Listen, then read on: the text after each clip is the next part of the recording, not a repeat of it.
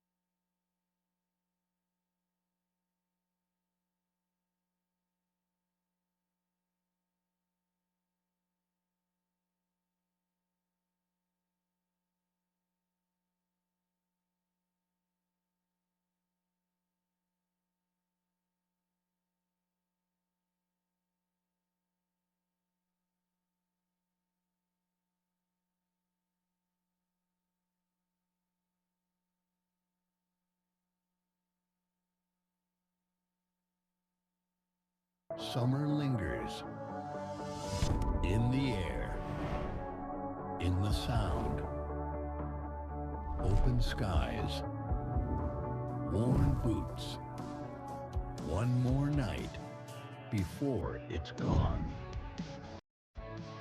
Gulls summer send-off.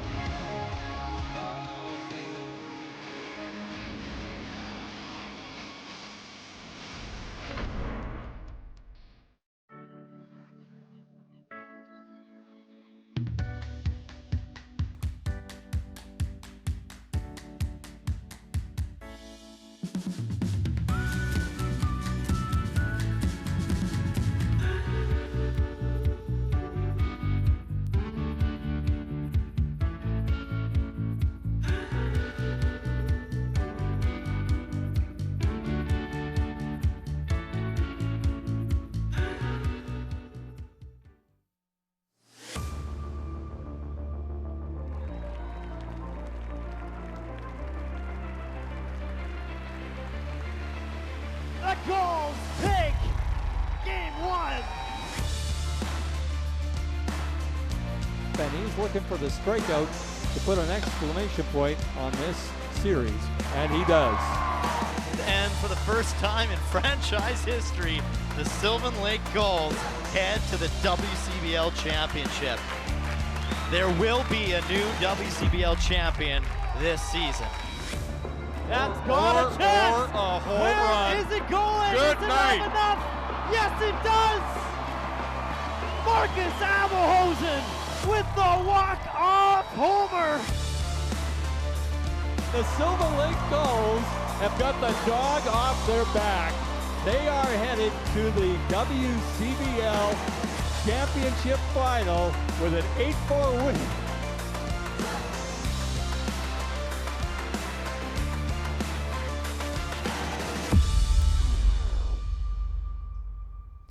For the second straight time, Game 3 will be the deciding factor to determine who takes the series, only this time between the Gulls and the Lethbridge Bulls. Good evening, ladies and gentlemen. Welcome to Gulls Baseball right here on FloCollege, brought to you by Visit Sylvan Lake. I'm Cale Clark, and this is my broadcast partner, Scott Stimson. Always thrilled to bring you another exciting WCBL matchup between the Gulls and the Bulls. Scott, not surprised that both of these teams split the first two games of this series. Maybe the surprising thing is the blowout, the 16-0 blowout that Sylvan Lake Gulls gave and handed the Lethbridge Bulls. Yeah, you look at the first game between the two teams, and it's a pretty close game all the way through. The Bulls end up taking that one 5-2, but what really kind of turned things on our attention is the next day. The 16-0 win, a shutout win by a huge margin, and it's something that is kind of odd. It's an early trend, but when the Bulls lose, they lose big. Yeah. They've been outscored 42-1 when they lose, which is incredible. That's only 2 games.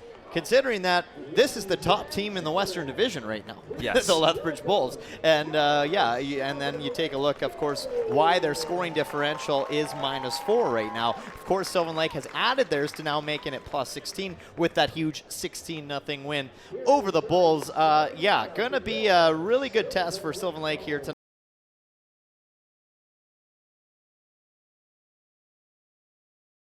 Look at our starting pitcher that's going to try to tame the Bulls a little bit. On the mound is Bryson Leach, 1-1 so far this season, 5.1 innings pitched, 9 hits he's given up, but 4 Ks, so not terrible by any means, and he'll be looking to kind of heat up as the season goes on. Here's who he's going to have to face. A lot of familiar faces that has been here before, and that is a lot of returning. 7 returning players in this batting order right now that you see in front of us. Caleb Haney, one of them. Carter Claro, oh my goodness, we'll talk about him in just a moment. And then, of course, Caleb Edgar rounding things out in the top 1, 2, 3, I should say.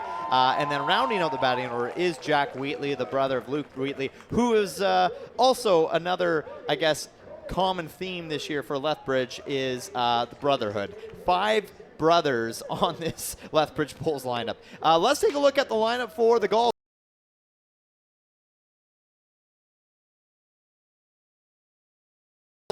Cooper Cizelski making his returning debut since 2024. He was the league MVP in the WCBL. Good to see him back for the Sylvan Lake Gulls. Elijah Hamill, awesome center fielder as well, also from that 2024 season. And the newcomer from Australia, down under, Charlie Collins in right field. Great to see him getting his debut as a Sylvan Lake Gull. And then, of course, the infield, a little bit of some switching up going on as well. John Boyd Rittenhouse, Tylen Graves, Maddox Shaver, and Coleman Perry all on the infield. And the first pitch is a called strike on Caleb Haney, the right fielder for the Lethbridge Bulls. And we are underway officially here in Sylvan Lake, Alberta, Canada on a cloudy evening this Tuesday night. And Haney is going to drive this fair just down the third baseline, and a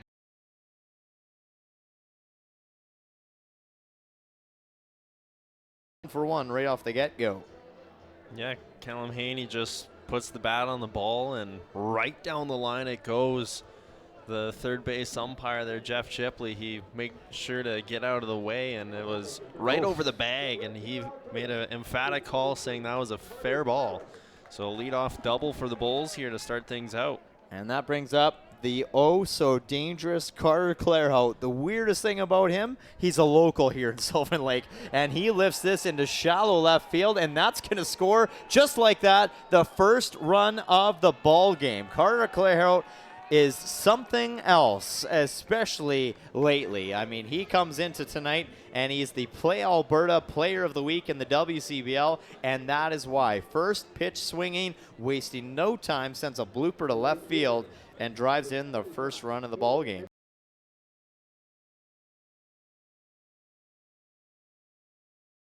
That's early after a shutout loss on Sunday night, and you know that is going to leave a little bit of that, I guess, fear in their eyes as far as when they want to come to the plate. They're going to be ready to, break that open. So a little bit of some animosity is the word I think I'm looking for to kind of get back into this. And that first pitch for a ball. So Clairhout over at first. Caleb Eager, the catcher, is at the plate on deck. Lee Matsuzaki, the center fielder. And this is grounded right to the shortstop, and the throw over to first. So good job by Graves to make the throw to Perry in time for out number one. Yeah, Talon Graves gets a pretty routine ground ball over to the short.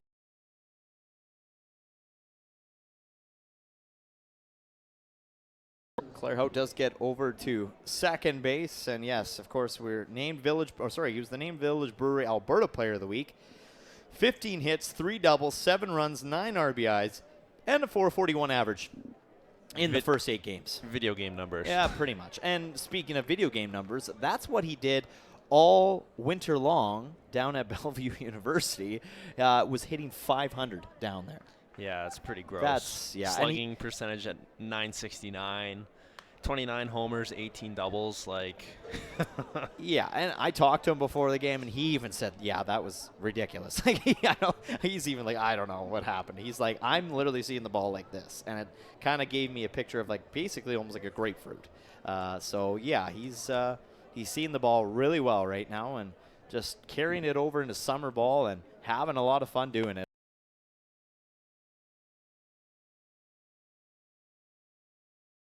The West Division right now, and 6-2 start for the Bulls. Pretty good so far, and a little bit of seeking out, I guess, some revenge against the Sylvan Lake Gulls, who knocked them out and swept them in that first round of the playoffs last summer.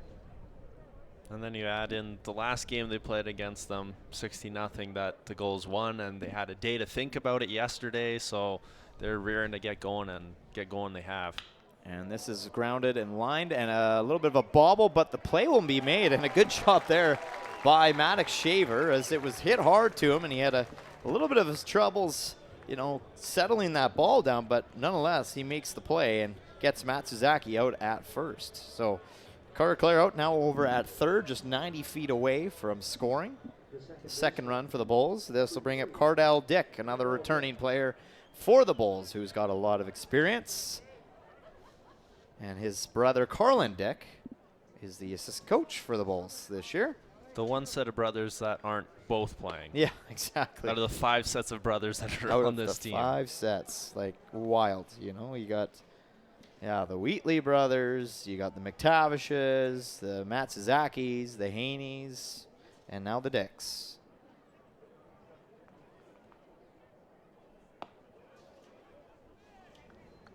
2-0 to Cardell Dick. Second baseman. Played in 64 games from 2022 to 2024. And he's back for another season here with the Bulls. Spent the last 3 years at the University of Nebraska Omaha Division I NCAA program. He's got 13 long balls, 52 runs, 75 RBIs with the Mavericks in 105 games. And he lifts this into foul territory just past the bullpen. 2-2. Gulls looking just to get out of this inning with just the 1 run. There's a solid start by Lethbridge. Pretty breezy evening as well here. So balls haven't had to go very far. This goes down the third baseline, and picking it up was Rittenhouse, but he throws it off the bag. So that'll it's a tough play to make on a good day, and Rittenhouse just a little off the aimage with that play, and trying to catch it while it's fair to make it a play, and then coming in towards the plate as he's making that throw to first base. Not easy to do on the run there. So it takes Perry a little bit off the bag to keep that one safe, but and no harm done. Nope. I mean, runner's still on third. Carter Hout is still over at third, absolutely. So runners on the corner, and that will bring up Josh Milton, the left fielder. And that ball just getting into the left field territory from that foul ball. So they got to give Dom Juicy a little bit of time to sprint all the way down and recover that ball, which does a good job. One thing I will say is the warning track looks a lot better today than it did just several days ago. And that ball going into the turf. Schumann does a good job to block it, keep it in front of him. So Reece Sherman, the catcher for tonight. We've also seen that the ball can roll in the outfield now. Yeah. That's what it didn't do the last couple home games. Just stuck like a dart. Not just missing outside. Leach hitting the gun at 93 miles per hour. Really cool. And we'll talk a little bit about it as the night goes on, but it is minor ball night here at Gulls Field, and really cool because the graphic they have up on the big Jumbotron is Bryson Leach when he was in minor ball. That's his graphic right now, and we'll see more graphics as we go on throughout the game when we come back from break. But yeah, there it is there, ladies and gentlemen. Absolutely cool stuff there. A little bit of a throwback for Bryson Leach with his younger days up on the big Jumbotron, the Maple Valley, Washington kid. And this is grounded right to Taylor Graves, and he makes the play, and it's in time for out number 3. So, Sylvan Lake finally settles into this game. Good play there by Graves, but not before they gave up a run to Caleb Haney, who crosses the plate. Of course, Carter Clare out, the reason for that run in, and they'll come to the bats at the bottom of 1 when we come back.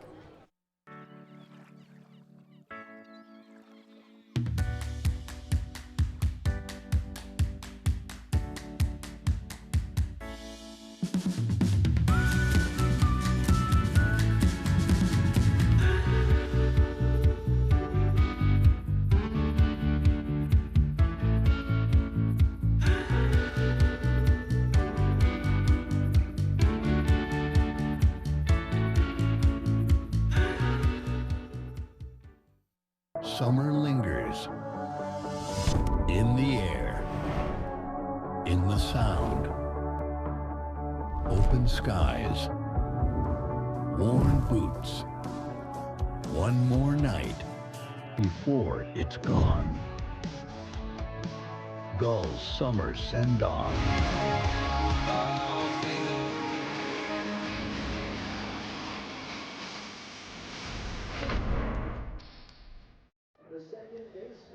Caden Willard will get his start for the Lethbridge Bulls here tonight. His second start of the season. Had 3 1/3 inning pitched already. He gave up 9 hits and 6 earned runs. Had 2 strikeouts. So, yeah, he'll be looking to improve his numbers as the summer goes on. Of course, here's who he's going to face, and some new guys in the batting order, of course, as we saw earlier, and he is back again. The center fielder, Elijah Hamill, who's a switch hitter by that as well, so be interested to see how he starts off. He'll be going with Maddox Shaver and Charlie Collins getting his debut with the Sylvan Lake Gulls in that number 3 spot, and then John Boy Rittenhouse is rounding out the batting order here tonight for the Sylvan Lake Gulls. And Elijah Hamill, good to see him back. This time wearing number 14. He was number 8 2 summers ago, and just wearing a little bit of a different number to get his start tonight. But good to see these guys back, and we're at that time of the season, Scott, that most of the guys are all back now that should be here. Yeah, it's a pretty good feeling to have for the Gulls. They're starting to have a good product on the field, getting some wins, and now you're getting your star players kind of returning into the lineup as well, so looking to keep the good times going. This is the kid that Jamie Campbell was a big fan of when he was here. Of course, he's from where Campbell's from as well, in Oakville, Ontario. So this is a kid that really caught Jamie Campbell from the Toronto Blue Jays' eye when he was visiting Sylvan Lake a couple summers ago. And yeah, absolutely. We're very pumped to see what Elijah has in store in his return back to Sylvan Lake. And of course, you know, maybe too, you don't want to put too much pressure on these guys in their first game back, because I know a lot of these guys just got here. Like, they got here on Sunday, maybe even yesterday, and they've had like long drives, like 3-day drives from where they were coming from. So I think there's some fatigue maybe still settling in with some of these guys. So I wouldn't say I'm going to expect big things right off the hop from these guys, but at the same time, you know they're going to heat up as the season goes on. They've showed us time and time again what they can bring to this team. And Hamill hits it hard right to Clairhout, who takes a one-hopper in the glove and will race to his bag for the first out. And Carter Clairhout, he's a tough guy to get one past. The big boy, he's got a good glove on him and a good bat on him as well. So yeah, Hamill got some pretty good contact on that baseball. Just unfortunately, he hit it right to Clairhout, and he's going to stop that pretty well every single time. Big smile on his face. The local boy, too. And here's a kid that gave Clairhout a run for his money in the Village Brewery Alberta Player of the Week. He was one of those guys that got an honorable mention, and rightfully so. I mean, talk about Shaver. Even against the Bulls so far in the last 2 games, he went 4 for 7, 3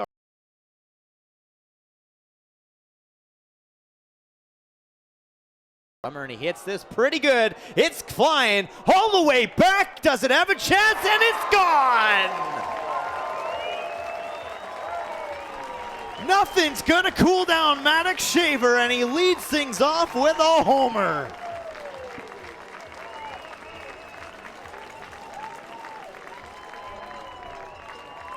What more can you say about Maddox Shaver? You talk him up, and then he goes, yeah, this is what I do. And he just whacks it deep left field. No doubt about that one. Is insane. Back-to-back games with a home run. He's now had a home run 3 in the last 4 straight games. This kid has been hitting them over the fence. Okay. I don't know what else to say. This is is this a video game? Is he on cheat mode right now? Because I don't know what's going on right now. I think we got to ask him how big that ball looks when he's hitting, because obviously if Clairhout thinks he's seeing a grapefruit, is Shaver seeing like a beach ball? Yeah, honestly. Absolute incredible stuff. Well, we don't want to take away from this kid. Charlie Collins making his debut as a Gull here from Melbourne, Australia. Goes to Southeastern University with, of course, Cooper Cizelski, who is also here and is actually on deck to follow up Charlie Collins at bat. So just like that, the game is tied on 1 hit by the Gulls, and it's over the fence. And this is lifted high into shallow center field. The wind might have it, and it drops. Wow.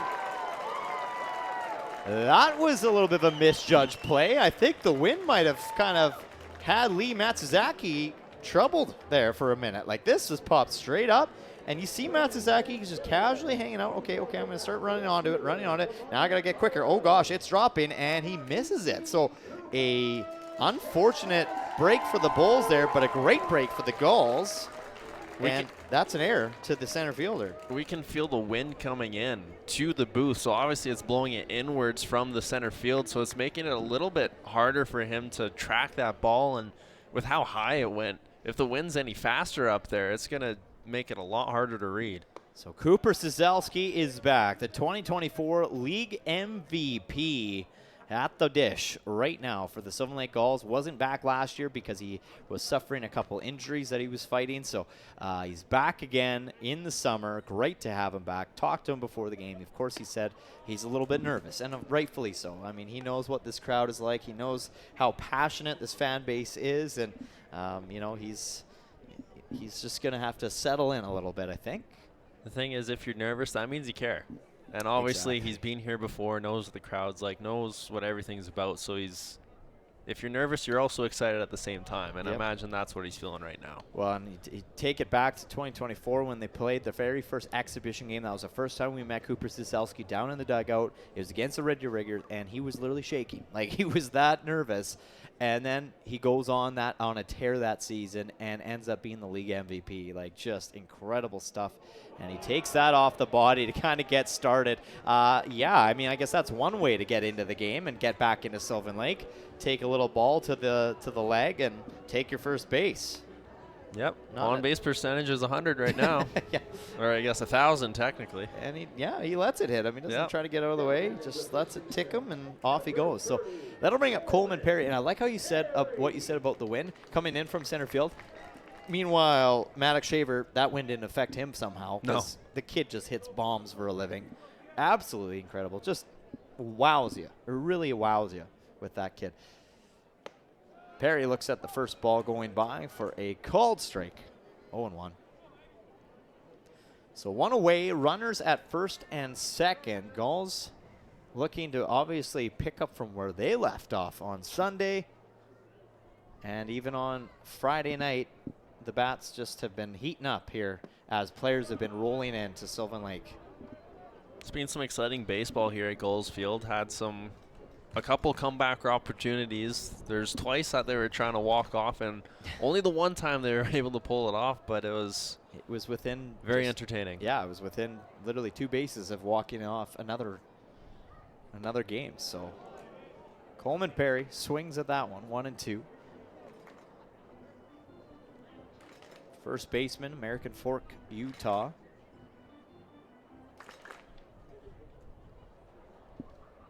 Brooks Bachman, the DH, on deck.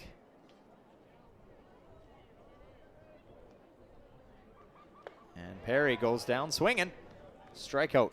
Good pitch there by Willard. A couple big swings there from Coleman Perry. He's trying to barrel one of them up, but just missing off of it.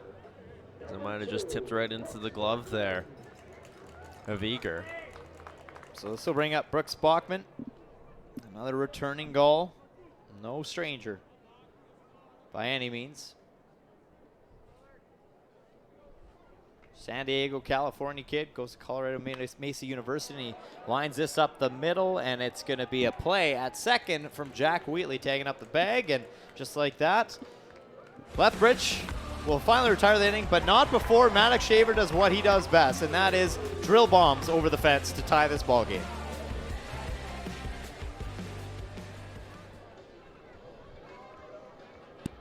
For more than 40 years, we've been there, helping Canadians find the extra space they need to grow and to create new memories.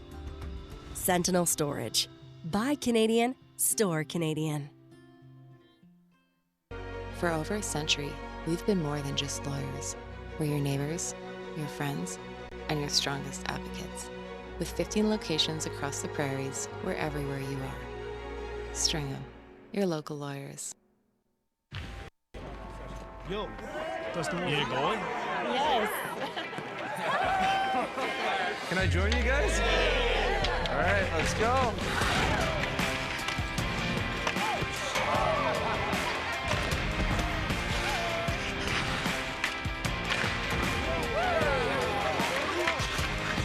Whether it's on the ice or on our app, always play for the fun of the game. Gamble responsibly with Play Alberta.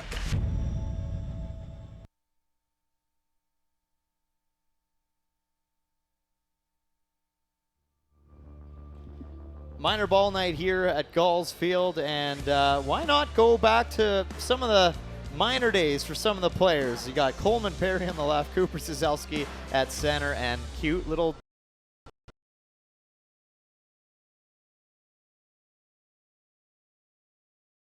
you know what, Cooper's form back then as a stance in the box. So I love to see it. It's great to be here at Gulls Field for minor ball night.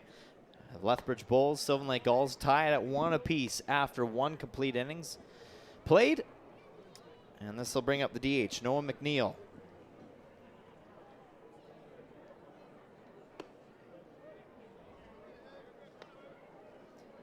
And we take a look at Noah McNeil, and Well, he came in for McTavish in that 16-0 blowout by the Gulls, and he went 0 for 2 at the plate. Comes from our nation's capital, Ottawa, Ontario, going to Northwestern State University as well. Hit 279 there with a home run to his name, as well as 19 strikeouts.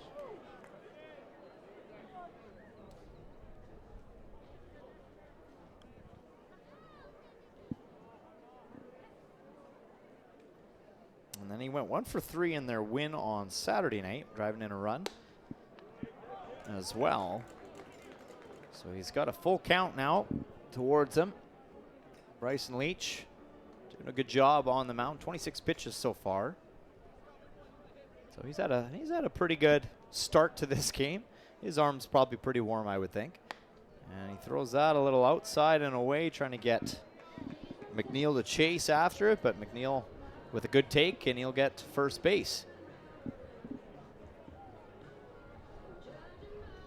That'll bring up one of the other brothers, one of 5 pairs of brothering on this pairing of brothers, I should say. I don't know what I was saying there, but Luke Wheatley, and then, of course, his brother Jack on deck to round out the batting order for the Bulls. Coming from Calgary, just down Highway 2, so not too far. And that is a ball. So let's take a look at our umpires for tonight. And behind the plate, in fact, over at first, let's start with her. That's MJ Will. She's been here before, but not many times. So great to see her getting some action here in the WCBL. Jeff Chipley will be over at third, and Don Buskus is the crew chief behind home plate. Second straight game, Don Buskus has been here at Gulls Field. Great guy.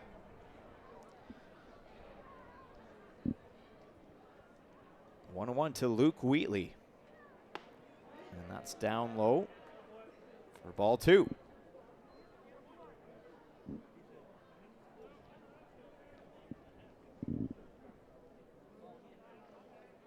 Too bad that Gulls didn't have any baseball last night. Just the gorgeous weather that we had, and there's a swing and a miss by Luke Wheatley. We took full advantage of that lovely weather, though. Well, and it was really cool because we were out golfing in Lacombe, and it was just a beautiful, picturesque kind of evening, you know, calm, sunny, and there's some minor ball happening across the highway. Yes. All of the Diamonds were very busy last night, so great for Lacombe minor baseball to take advantage of an evening like that. And they check down to MJ Wells, who says, no, he did not go around. Full count now. Can hear the ping of the bats as you're waiting to hit your shot. Yeah, it was pretty Just cool. the sweet sound of summer. Yeah, absolutely. It's arrived, even though it hasn't really felt very summer-like lately here at the ballpark in Sylvan Lake. And this has popped up into foul territory. That wind's got it, though. It's pushing it more foul, and it goes right off the fence. Coleman Perry couldn't quite get there in time, as I think the wind played a little bit of a factor in that. Ran so fast he lost his hat in the process. He did, yeah. He can have that kid's got a set of wheels on him. He's got sneaky wheels on him. We've seen him stretch some singles into doubles and steal a base here and there. And like, look at those things moving. Look at him turn it on there at the last second. Oh, yeah. Like, he wasn't far from getting there. That's for sure. You got to love the effort from the first baseman. Our player of the game back on Friday night. Just had an incredible game. And there's a swing and a miss. Strikeout number 1 for Bryson Leach. Yeah, he gets the first Wheatley brother and Luke, the third baseman. Had a full count there and worked it into his favor. He had a full count against McNeil, but walked him, so it's good to see the strikeout come out here for Leach. Shortstop Jack Wheatley at the plate now. You almost got to wonder, too, with so many brothers on this team, maybe if one gets struck out, the other one comes up and then hits a base hit. You know, is there some internal chirping going on between the brothers? I don't know. Maybe not. Maybe because they're on the same team, they're trying to be good teammates and encourage the other. But you always wonder, is there any little bit of internal rivalries going on with the brotherhood? The other thing that comes to mind is more probably from our hockey background. what's their nicknames? Yeah. Yeah, right?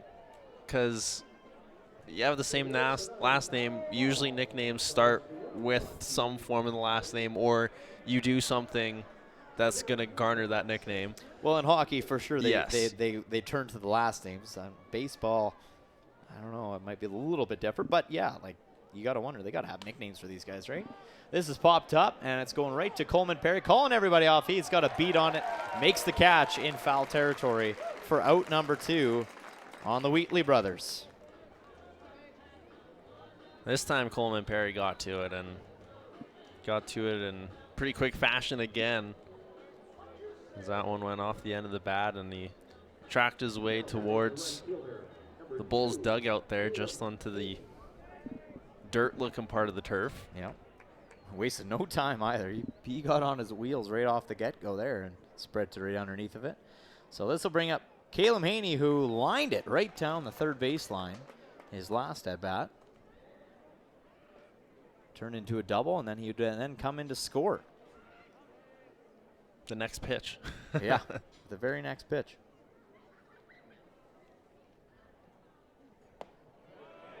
He's quickly up 0-2 on Haney. And you know what? We were talking about Lacombe. Actually, we can see some Dodgers players, some Lacombe minor ball players down by the Gulls. Dugout hanging out, kind of mingling maybe. And another strikeout for Bryson Leach to retire the side. And no runs scored, just the one base runner after walking Noah McNeil. He comes in, and Bryson Leach does it himself. Strikeout to retire the inning. Boom, just like that. Gulls coming to bat for bottom 2.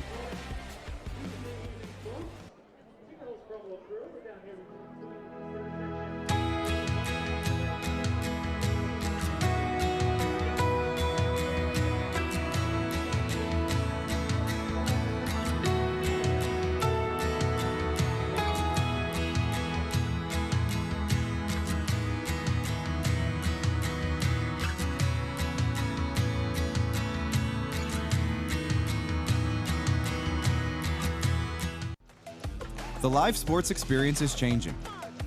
Teams and facilities are under pressure to provide online and in-venue entertainment. IKS Live has the right team to deliver. We provide service across North America and produce the best fan experience, in the seats or streaming to you.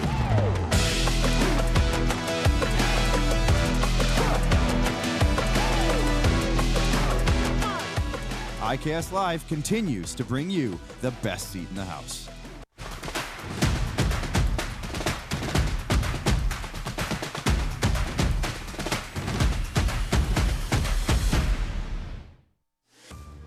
Continuing minor ball night here at Gulls Field, the ballpark, and going back to some of the minor ball days for the Sylvan Lake Gulls, and there's Braden Stewart on the left. Look at that. That's a nice mohawk. That's a mohawk if I've ever Dyed seen too. one. You know what I love about Brooks Bachman? He hasn't changed much from that, honestly. He's kind of got that same baby face on him down at field level. But, you know, all the guys there, that's great stuff there from our production crew. And leading things off is Graves, who gets beamed with the first pitch he sees in this ball game. So he's going to just trot down to first base, and Gulls go back to a base runner to lead things off here in the second inning.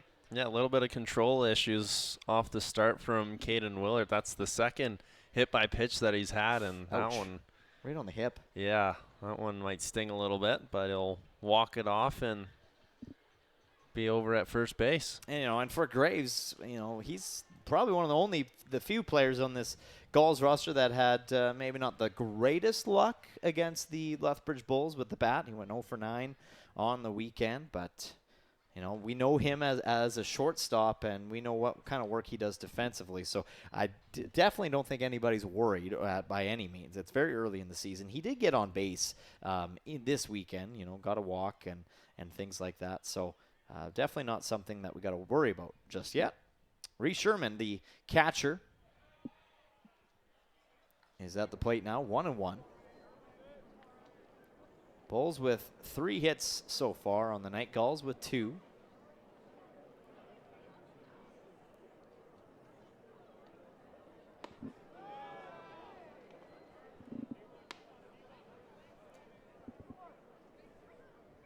You know, and another thing that, you know, Sylvan Lake has done so well in the past couple of years is the catchers. You know, they've brought in a lot of great catchers over the years, and last year they could, you know, rotate through 2 or 3 guys. This year it looks like, you know, they're going to be able to rotate through a couple guys as well. You know, Reese Sherman being one of them. Of course, you got Gavin Galenza, and then, of course, you got Eli Duncan. So you got, you know, 3 pretty solid guys there as well that can kind of help take off the workload.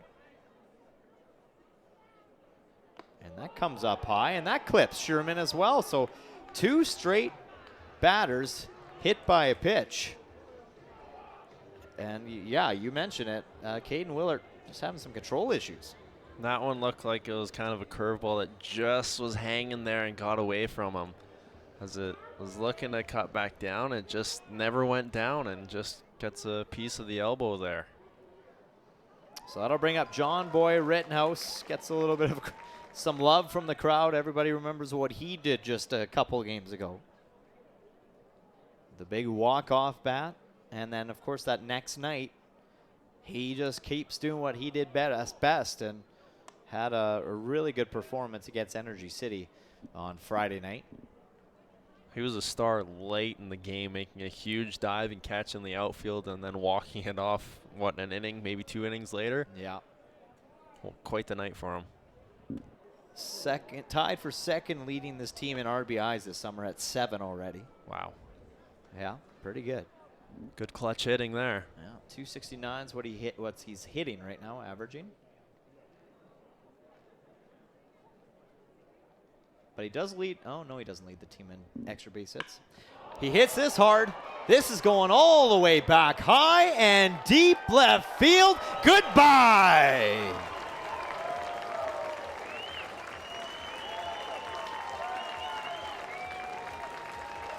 John Boy Rittenhouse with the 3-run shot gives the Gulls the first lead of the game. This is what we've been waiting for the Gulls. They finally cash in on a big home run. They've had a lot of solo shots, but now Rittenhouse, he's feeling himself now with a big dinger, cashing in on a couple hit by pitches there. That one, I don't think we really had to worry once that one hit the bat. We pretty well knew it was gone. That clipped the Aura Real Estate sign. So if I'm not mistaken, whenever it does that, whenever some of these guys hit that sign in left field, I believe it turns the beers sales to $5 draft, but I could be wrong. I'll be right back. What? Yeah, exactly. Yeah, my partner's gone for the night. I'll see you later. I'm on my own. Ah, shoot. Yeah, but that's a good promo. It's a really cool promo. A good friend of Andrew Realtor, over at Aura Real Estate, jumping on board, being a sponsor of the Sylvan Lake Gulls. And that'll bring back to the top of the batting order Elijah Hamill, who also knows how to hit dingers and long balls as well. Grounded right out to Carter Clairhout on his last at bat. A pretty hard shot, just a one hopper. So the hit batsmen end up paying a price to the Lethbridge Bulls. Hamill just cutting over top of that. Full count.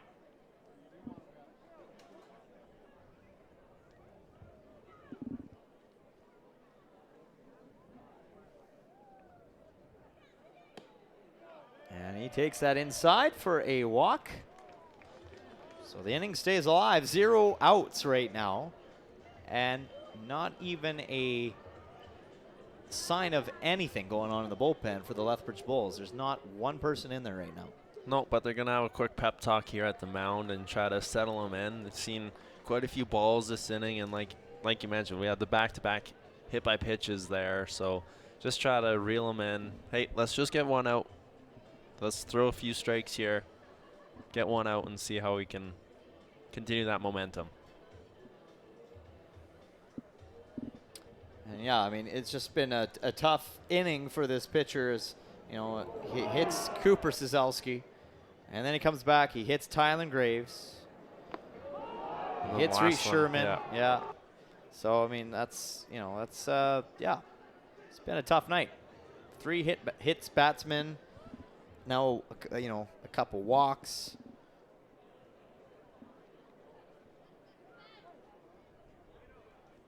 or the one walk, I should say. And this is hit hard, right center field, and that's going to drop in. That might be extra bases. It won't be for Maddox Shaver, but it will be for Elijah Hamill as he moves all the way around to third. So guess what? Maddox Shaver just keeps doing what he does best and keeps the ball in play, or puts it out of play. When he does put it out of play, it scores more runs. Yes. Nice little job there to just lob that one into the outfield to give your base runner plenty of time to cruise around the bases. So it's runners on the corners now. No one out yet still. This offense is heating up. I mean, just, yeah. I don't think anybody here in Sylvan Lake was worried about what this Gulls team could bring. And this is grounded right to the third baseman. Wheatley over and first for the double play. Good job there and a good recovery by the Lethbridge Bulls. With 0 away, they needed that. And Luke Wheatley got things started over at third with the play to second. Let's take a look again here. It was Collins that just kind of cut over top of it. Wheatley to his brother Jack, and then over to Clairhout in time. But it does score a run, so a productive double play there. It's pretty rare to see that happen, but good piece of hitting there. Just get it in play. Runner's going to score as the Bulls really need to get outs there. I'll bring up Cooper Cizelski for his second at bat. He was he was the first batter that was hit by a pitch.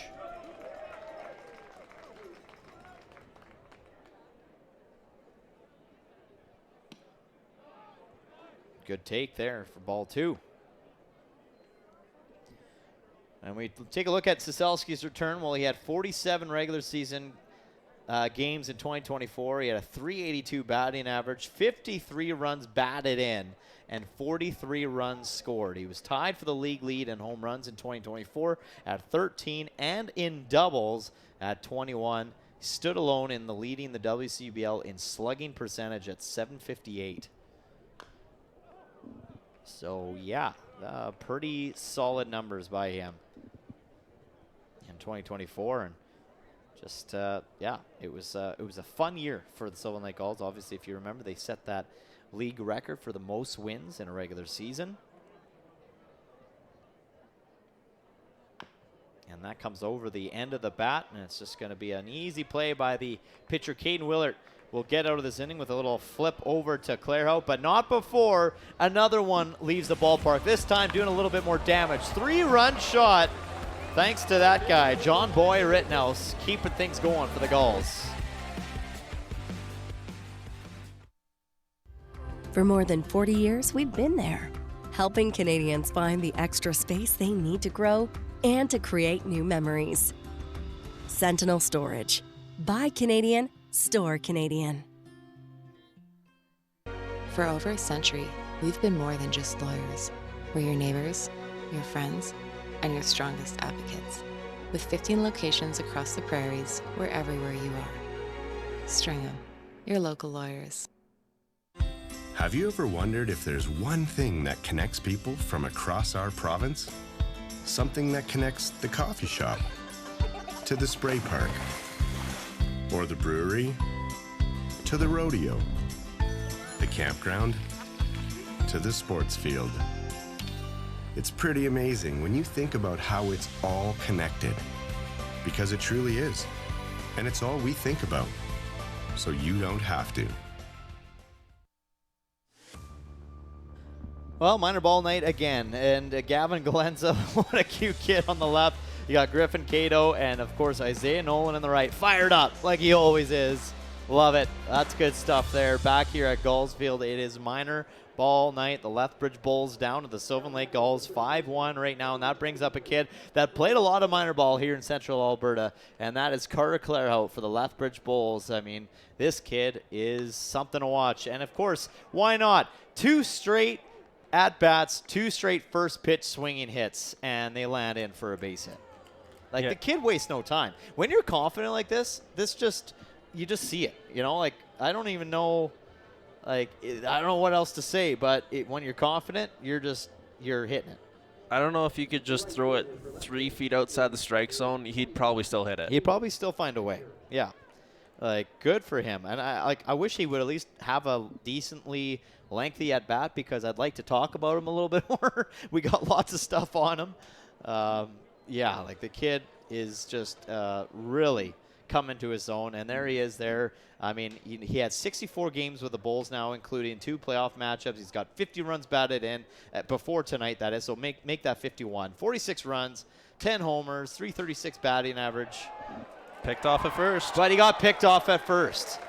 So the poor kid, I'm trying to brag him up right now, talking about him. And the Gulls say, okay, Kale, that's enough. Let's stop bragging about the opponent here. And he gets caught sleeping over at first. So a great pickoff there by Bryson Leach with the throw. And good tag out by Coleman Perry. Yeah, good awareness by the infield there to pick him off. Well, and he has had 4 stolen bases so far in the first 8 games this year. So he isn't afraid to move. And, of course, Gulls, I think they had a number on him there. Eager lines this right to Shaver. 1 hopper in the glove. Over to Perry in time for out number 2. And we were kind of talking a little bit off air, Scott, about how it's starting to maybe look like this could be the more, I guess, set in stone roster or set in stone lineups that we might be seeing on most given nights with just the players that are settling in here in Sylvan Lake. I mean, clearly you got a great infielder in Maddox Shaver and batter in Maddox Shaver. I don't think we're going to see him ever pulled unless we need to. But yeah, I think, you're going to see some moving pieces. I think where maybe Rittenhouse could move around a little bit. And of course the outfield is still maybe up in there. There's a lot of great outfielders that we have seen, like in Dom Giusti and all those guys. Of course, Brooks Bachman, he can play anywhere as well. So yeah, I mean, it's kind of neat to start to see that Sylvan Lake's got some pieces they can kind of move around, especially with all the guys that have come back. And now that we've seen the new guys and what they can do, it's kind of exciting to see, okay, there's some depth here. It's kind of funny to see how things shift in a matter of 2 weeks. Like the start of the season, you kind of go, I'm not entirely certain on this position or maybe the depth. And now you look at it and go, well, that guy hasn't played in a little bit. How is he going to get back in the lineup? Because it's just an all-star cast out there. Yeah. And like you said, they have depth now. Yeah, and like those new guys have shown us, like, okay, these guys can play. Okay, these guys are good players. But then you got the guys that are coming back that we already know are, all-around good ball players. Yeah, now what? Like, it kind of makes it maybe a little bit tricky on Matt Hape and Wyatt McKnight and Andrew Parks to know who do we throw in on a certain night. I guess you look at your matchups, and I mean, it's kind of nice too, because then you're not overusing arms either. You're also able to make those moves, and you're confident in whoever you're putting in too. So yeah, it'll be interesting to see how the rest of the summer plays out, but we're starting to get more and more of a better idea of what the Sylvan Lake Gulls team is looking like, and why not? Third strikeout of the night for this kid, just to retire the inning. A 3-up, 3-down inning for the Sylvan Lake Gulls. And Bryson Leach says, okay, well, we've seen the bats, we've seen some great fielding, but how about this? Here's another strikeout.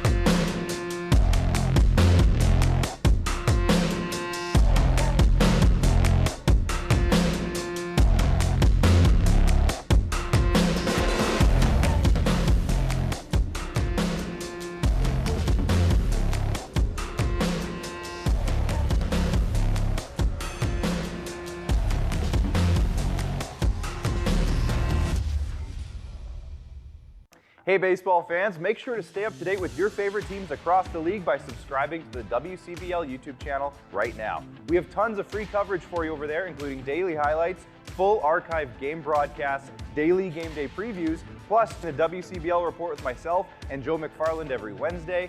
It's all in one spot, the WCBL YouTube channel. Subscribe today. Cale Clark here with Scott Stampson. You're watching Gulls Baseball on FloCollege, brought to you by Visit Sylvan Lake. Minor ball night. John Rittenhouse in his minor days. What a cutie. Same with Joey Marino. And, of course, Kai Rempel on the mound. Rittenhouse, the big 3-run homer that he had in that last inning. But Sylvan Lake Gulls come to bat here in the bottom half of the third inning, and they're up 5-1. That will bring up Coleman Perry leading things off. And we'll see as well Caden Willert still on the mound, who ran a little bit of that troubles back in the second inning. And he comes in with an off speed there right down the middle, and Perry kind of was froze on that play. Yeah, kind of a half-hearted swing on it. Didn't fully commit to the bit there, but also maybe a little bit shy as he had a strikeout his last at bat. He sure did. I almost had a strikeout onto the ground there, trying to get out of my chair. The wheels are wheelie up here. They're starting to fall off is what they're doing. That pitch comes in outside, ball one. I don't know what that was. I forgot how to stand. That was embarrassing. Glad you're the only one that saw that. And maybe the guys in the truck. 1-1 to Perry, and he hits it hard. Left center field. This is going all the way back. It's going to bounce off the wall, and it's going to be extra bases for number 30. Coleman Perry gets himself into this game with the bat.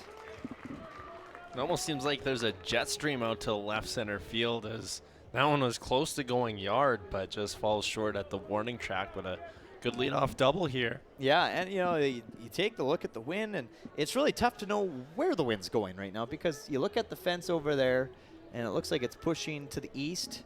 You look at the fence to our right, and the wind looks like it might be pushing to the north. So yeah, I don't know. Kind of one of those things. We saw the wind hold up the ball in right field, but yeah, you say left field, and it's really seeming to travel well right now for the batters. So I'll bring up Brooks Bachman, and the inning was retired on his bat as he lined it right to the second baseman. You do wonder how much the batter's eye and also the scoreboard out in the outfield are kind of maybe blocking the wind there. That's true, yeah. Not that the home runs have been in that direct direction, but yeah, I mean, when the ball gets up so high, yeah, it's almost over. By the time it gets to the peak, it's over top of the scoreboards. But yeah, like you never know, right? It's kind of a mystery right now with what the wind is doing out there right now, but it's been helping the Gulls batters so far tonight.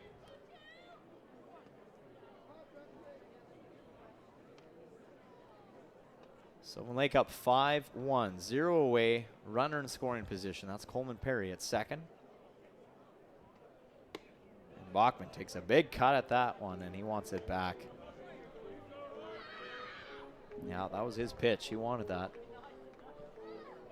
One thing we did notice too, Scott, is, over the weekend, Lethbridge and Sylvan Lake both not really utilizing a lot of pitchers in both games. No, the one game, it was 2 pitchers for the Gulls, 4 innings each pretty well.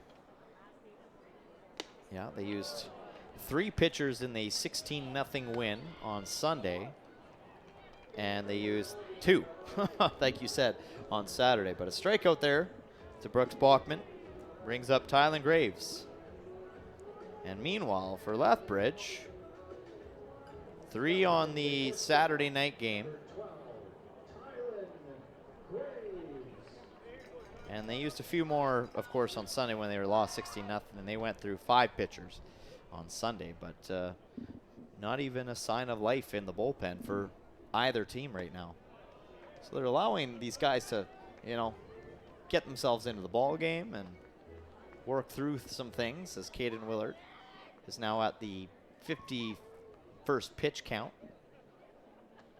Well, you think about it too, this is a developmental league, right? So you're trying to get your players into maybe some different situations and try to let them work it out as much as you can. Obviously, there's going to be times where you're going to shy away from it.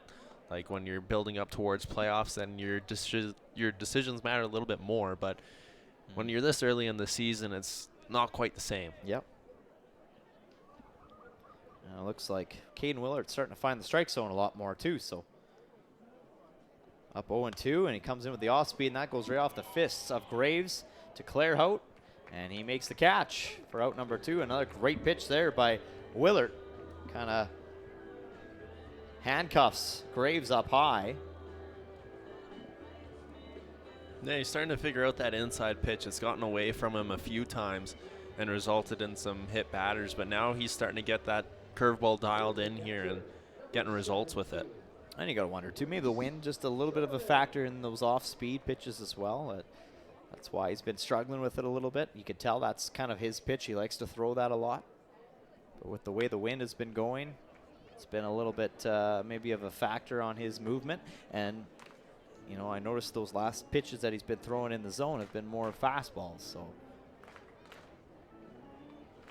he's just, I think, maybe starting to learn how to play with the conditions a little bit, get up in the count, and then maybe you can play around with the off-speed. And Reese Sherman just fouls this down the line.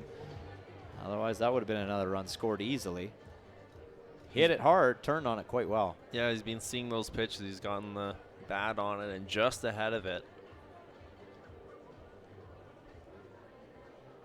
So again, Wallert is up 0-2 in the count.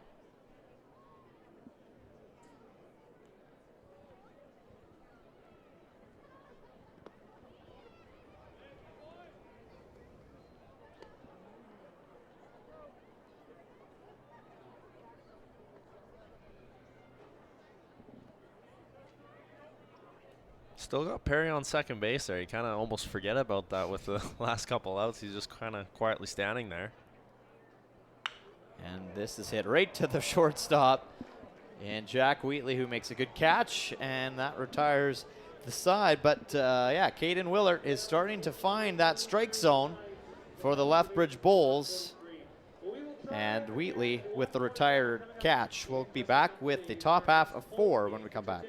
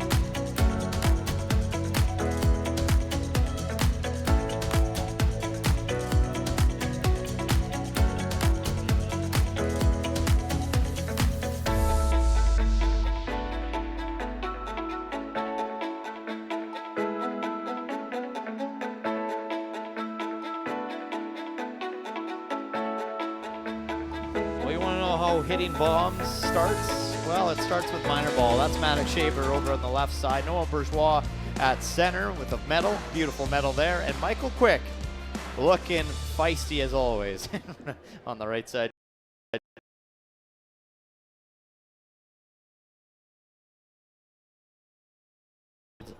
Got Stimson up in the Gulls.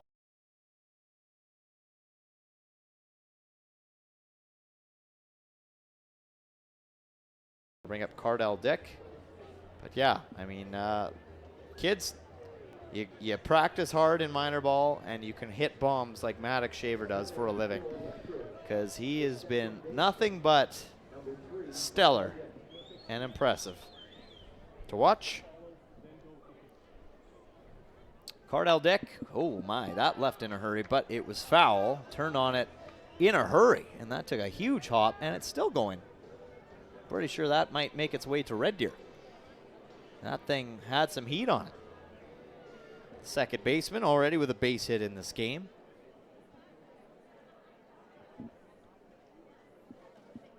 And Cardell Dick does a good job to find the hole and lift this into shallow center field. And a base hit to lead things off here in the top half of 4 after the Bulls have been kind of quieted down a little bit with the bats in the last couple innings, but Cardell Dick with a base hit there. After that first pitch, you could see that he had an idea. He was on it. He just needed to figure out his timing, and he figured it out. A nice little single into center field there. So to bring up Josh Milton, the left fielder. He grounded out to Tylen Graves his last at bat.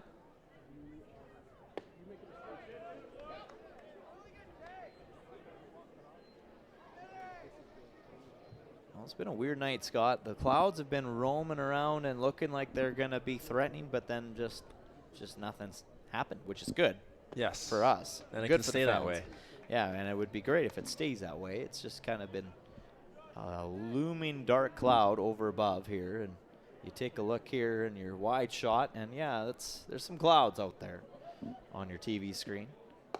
Definitely looked a lot worse leaving Red Deer. It was nice, bright, and sunny, and then you just see this big looming dark cloud over Sylvan Lake, and you go, oh boy. Yeah, what are we Hopefully getting there's no into? rain in those. Yeah.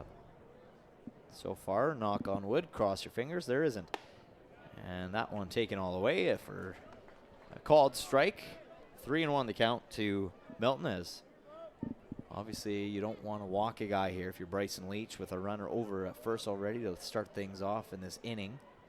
And this is hit into the right field where the newcomer and Charlie Collins makes his first catch as a Sylvan Lake Gull. Good grab there in right field, and kind of one of those plays where it's like, okay, how hard is this ball coming to me? And he kind of, stutter steps, but then realizes he really doesn't have to move very far. It just flew right to him. Kind of that reactionary, okay, where have I got to jump? And, oh, I guess it's going to come to me. I don't need to go anywhere. Yeah. And when it is windy, which it is out there tonight, you kind of second guess things on how that ball's going to fly through the air. So he's got a good start to his Gulls career. A double and an out in his first ball sent his way. Yep, I would say so. And we're only in the 4th inning, so pretty successful start for him. And they try to pick off Cardell Dick over at first, as they did that already the last inning against Carter Claro. So Leach not afraid to make the throw, and Perry on the ready at all times. And a little bit of a half-hearted swing on that one. As Noah McNeil kind of gets turned around on that one. 0-2, good pitch by Leach. Yeah, to get a reaction like that, that's obviously, maybe I should have. And then McNeil goes chasing after that ball, just fouling off to stay alive. He really kind of almost looks like Leach is in McNeil's head a little bit with these pitches. It's kind of got McNeil second guessing things out there right now. The DH for tonight.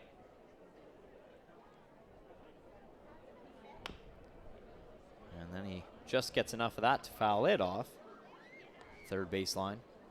Just with his bat speed right now, you see he's just trying to stay alive, basically. Just trying to see that next at bat, just putting any sort of wood on it just to foul it off.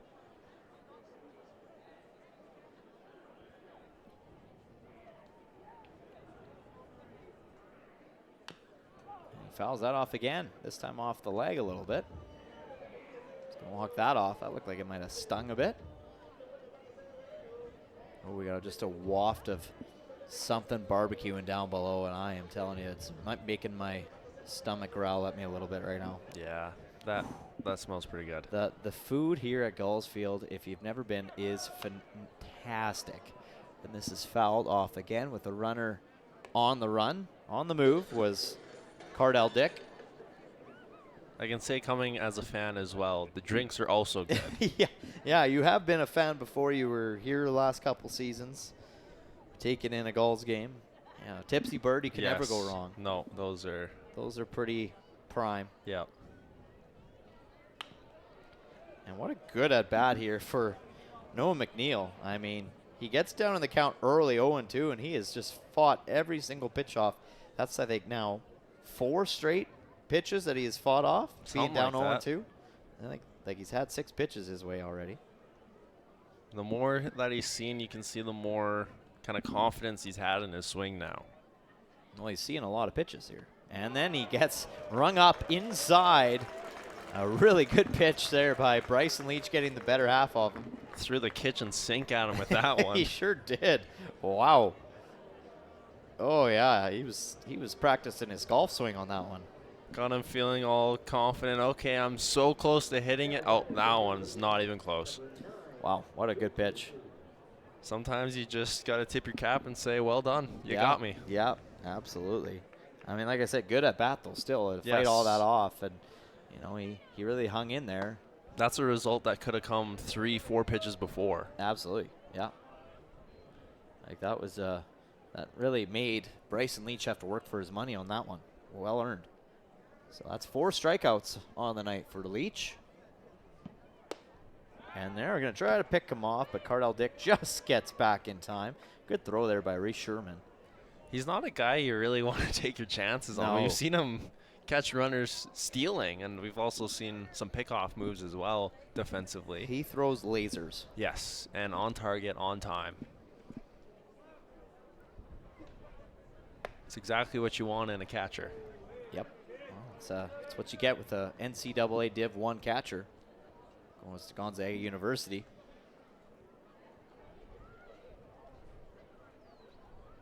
And Bryson Leach also a Gonzaga University product.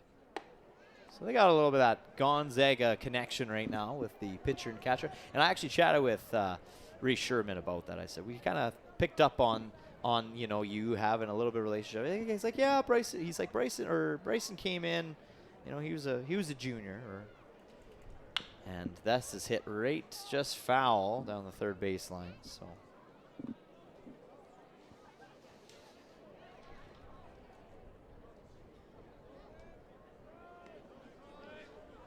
yeah, he said he's got to know Bryson. Reese Sherman and Bryson have gotten to know each other a little bit at Gonzaga, but he said it's, you know, he's still pretty new to Gonzaga. But of course, he was one of the guys that hung out and got to get to know each other, hanging out, playing cards, and that's a strikeout right there by Bryson Leach. What a great inning by this pitcher. Another strikeout number 5 on the night. Back-to-back strikeouts to retire the side. I mean, absolutely incredible stuff we've been seeing from Bryson. Gets him ringed up inside and then comes in on Luke Wheatley, getting him looking and watching that one go by.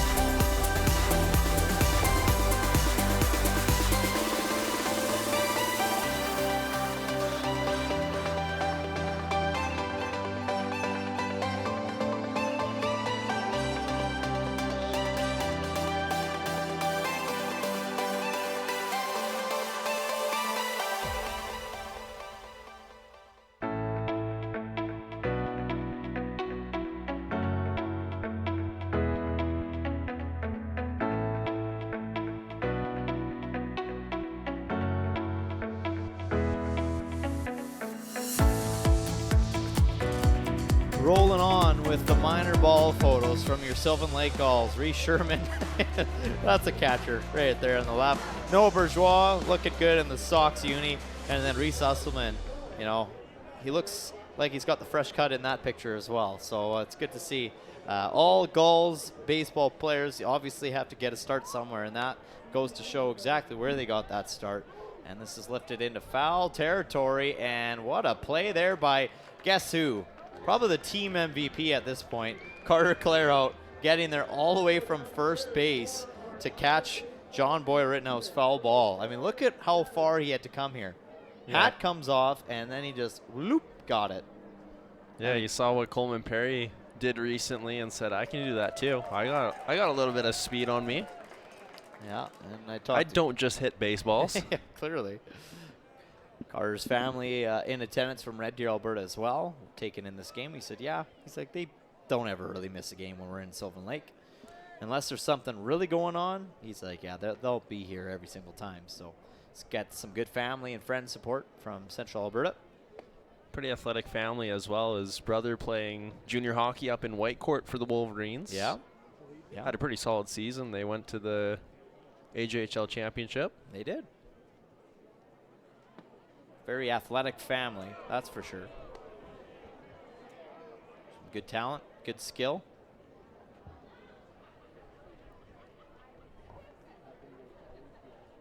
Elijah Hamill back at the plate. His second appearance, or third appearance of the evening. Had a walk, and then he grounded out to Claro.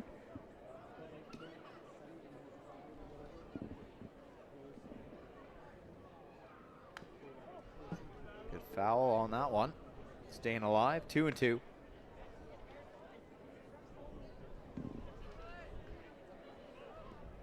We take a look at Elijah.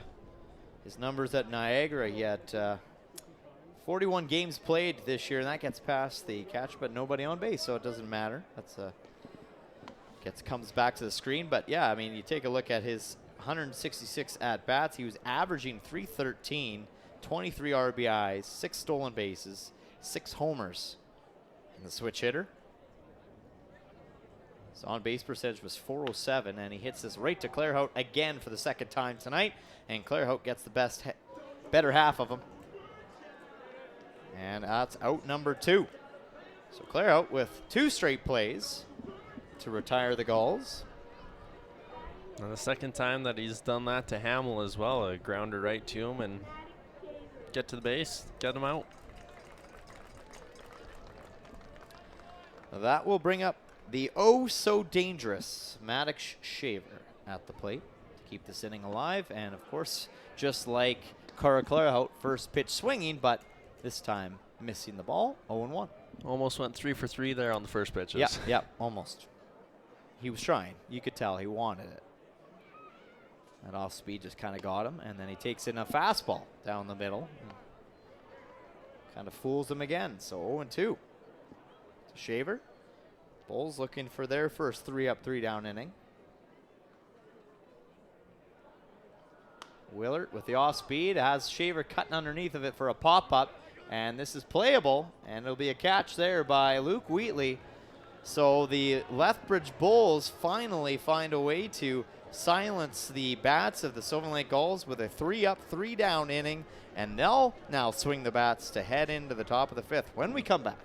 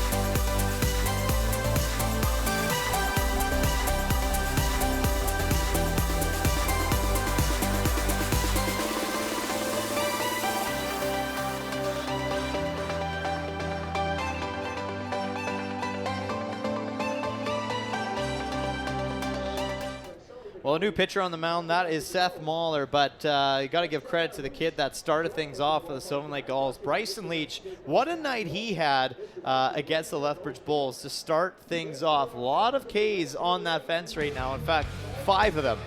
He comes in and he's just, feeling it. And we were talking about how, it's early on in the season where pitchers going to start coming in to look to improve their stats in the pitching category. Well, I think Leach did just that. He had 5 Ks with 2 of them being, looked at as they go by. So some pretty good stuff there by Bryson Leach. And like I said, Seth Mahler now on the mound for the Sylvan Lake Gulls. Some fans in attendance taking in the game on the berm. And yeah, Seth Mahler going to be getting another taste of WCBL action here for the Sylvan Lake Gulls.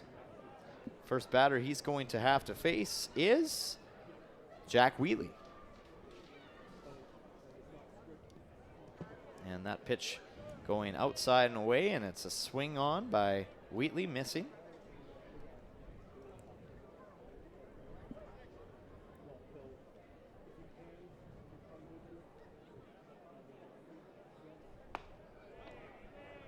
Kind of almost similar pitch, a little closer in, but that time Wheatley takes for ball one. So Mahler just an inning and 2/3 he's seen so far, and he's 3 straight pitches to the outside away from the batter, 2 that have gotten past Sherman.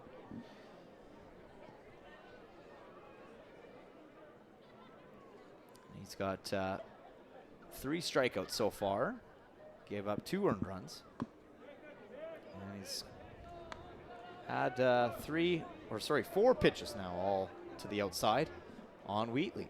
Trying to paint that outside corner, but just not getting any help from Busquets behind home plate.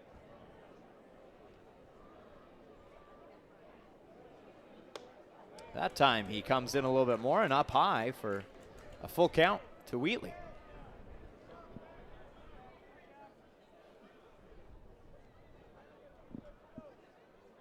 So our first pitching change as well of the night for both teams, as this is grounded right to Coleman Perry, and he will scoop it and tag his base for out number 1.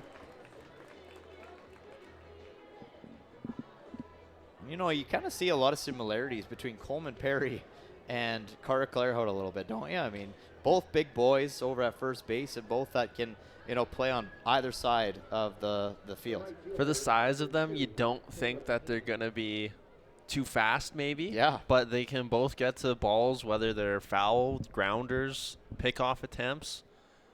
Plus, they can both hit on top of that. Yeah, I mean, good point. They got speed. They can run the bases quickly. They certainly can. We've seen some stolen bases from both those guys this year. So Caleb Haney, the right fielder, back at the dish, and he hits this pretty good to Maddox Shaver, takes a couple hops and corrals it, throws it in time to Perry. And I guess if you want one more similarity, they both look like they have a blast playing baseball. They They're just do. having a fun time out there. We saw it a couple nights ago with the celebration from Perry to wrap up the game. We've seen Clairhout, just big smiles all the time. So it's just good to see guys having fun, especially on a night like tonight with minor ball night. Just kids having fun out there. All right, so Carter's back to the plate. Now, the last 2 at-bats, took the first pitch swinging both times. And he does it again, lining this for another base hit. Oh, my goodness. This kid just can't be stopped. 3 straight at-bats, 3 straight first pitch hits. 3 straight singles. And singles that will drop for a base hit. Absolutely incredible. And now he just wants us to shut up because he wants to stay on the base Yeah, paths. because last time we got talking about him, he got picked off at first. So this will bring up Caleb Eager, who is 0 for 2 on the night.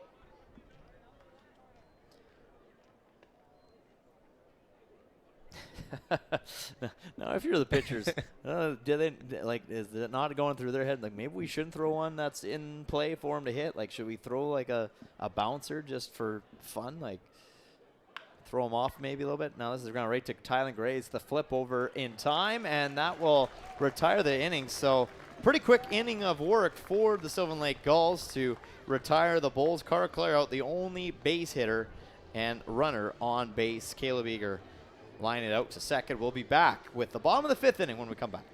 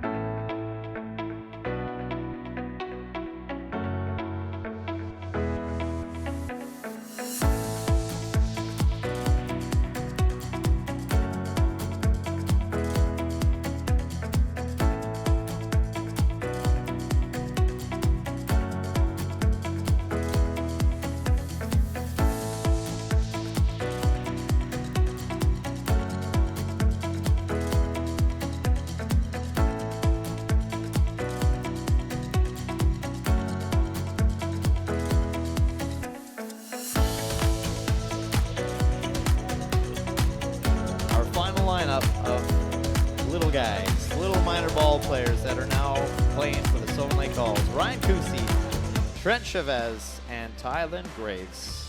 I think they should wear their hats however they want on the field, just like Trent Chavez. I love that. I love that. I think he should continue to wear it like that. Maybe with the way the wind's blowing tonight, that actually might keep it on his head too. That brings up Charlie Collins, who lines this first pitch swinging right up the middle. And the Aussie has his first base hit because he reached on base due to an error back in the first. That's what I got. Actually, you know what? It was a base hit. They did give him a double. My apologies. I thought that was a error to the center fielder, but they're giving, maybe because they're being nice to him because he is a newcomer, they're giving him a double. So my apologies. His second base hit of the night then, so he's gone 2 for 3. Well, look at that. Aussie, Aussie, Aussie, oi, oi, oi. Oi, oi, oi, yeah. Shout out to any parents of the Collins family from Australia. I don't know what time it is there right now. I can't imagine it's a good, decent time. We'll have to take a look and maybe look into that. And the throw over to first. Oh, that was a close one. As they try to pick off Charlie Collins.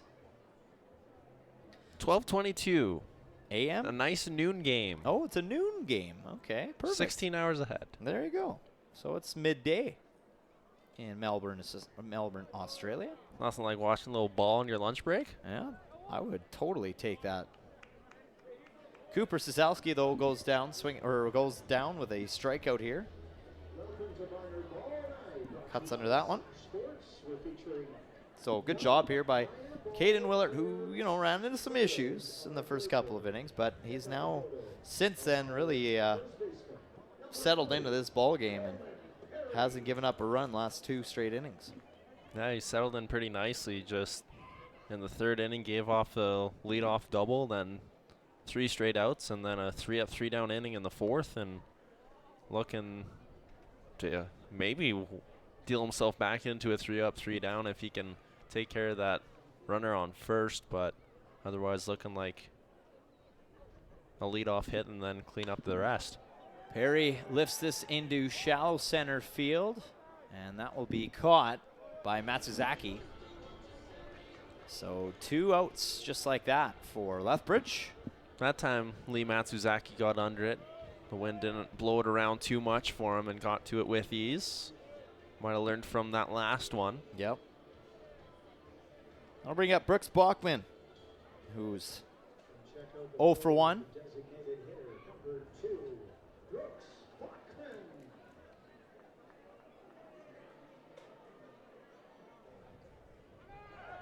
And they're sending Collins to second, who gets there in time. Good stolen base. His first stolen base in Sylvan Lake. Good job there. You love to see the wheels on that. Great, well-executed steal by Charlie. Yeah, good jump there right off the hop, and then good job to just tag that base and slide over it to remain safe.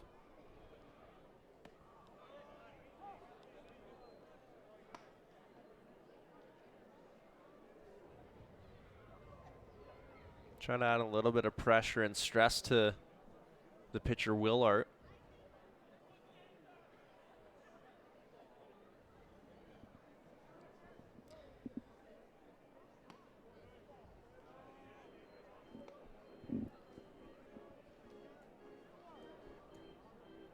Yeah, Collins having himself a really good debut here in Sylvan Lake. 2 for 3, stolen base. Absolutely great. RBI in his name.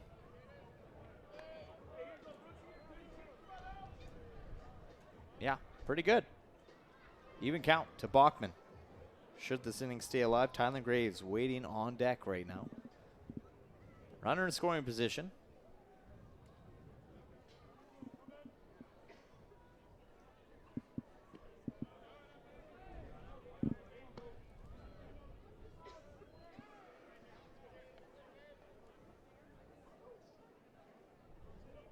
Most pitches we've seen in a bat this inning. Yep.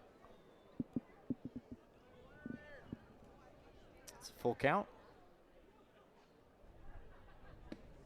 And Bachman watches it go down low for ball 4. So they'll bring up Tylen Graves. He's 0 for 1. He reached base by taking one right off the hip. And the last time the Gulls had 2 base runners on was when they last scored runs. Is that one that went over the wall? That was the one that went over the wall. Yeah. Here's a guy who can do it. Yeah, this guy can Seen him do it a couple times here. Absolutely. He can hit a ball, and this throw to first. Not in time. Good call there by MJ Willis. You could hear it from up here. But good try there. And even Carter Cloud was quite a ways away from the bag. He had to really run in to make the catch on that. Good job there, though.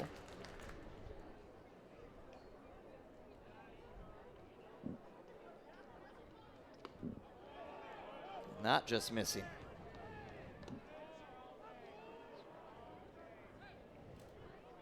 Graves already with 7 RBIs and 2 homers this year for the Sylvan Lake Gulls.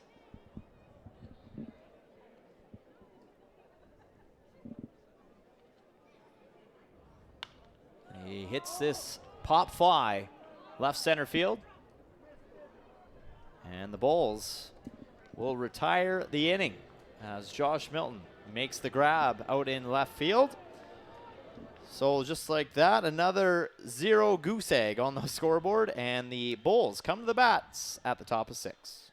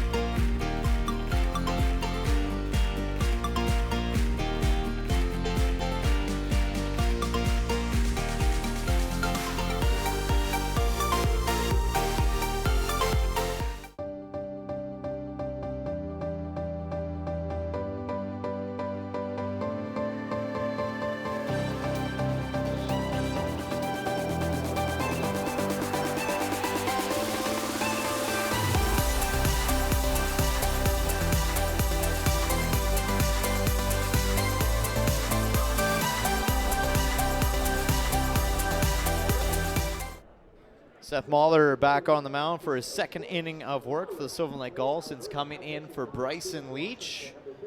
Lethbridge Bulls down 5-1. They're hanging in there, Scott. I mean, good work by Caden Willard and, of course, the defensive crew for this Bulls team to kind of shut things down as the Gulls got off to some really early momentum with the bats, but then have since kind of silenced things a little bit, keeping them in it. And like this, this league and any team, if they can stay in it, like within just several, 4 or 5 runs, it's anybody's ball game still. And there's still lots of baseball to be played, of course, with 4 innings left. Yeah, Caden Willard did a good job to eventually settle into the game. Gave up a little bit of runs in the first couple innings, giving up 5, but after that, he was pretty lights out there, getting 3 scoreless innings and 5 innings pitched. That's pretty good for your starter, and he had, I believe, 83 pitches as well, so fairly efficient in his work too. So pretty good for the Bulls to have with their starter tonight, and they're within 4 runs and still got some time to work with. Well, and again, you got a lot of baseball as the week comes on here, and trying to save pitchers' arms and, using the bullpen properly. But I think that will maybe be the end of the night for Caden Willard, as we have been seeing some warm-ups going on in the bullpen for the Bulls. So good stuff, though, by, Willard to kind of settle into this ball game. This is hit on the ground to Shaver. Makes in the throw to Perry. Out number 1.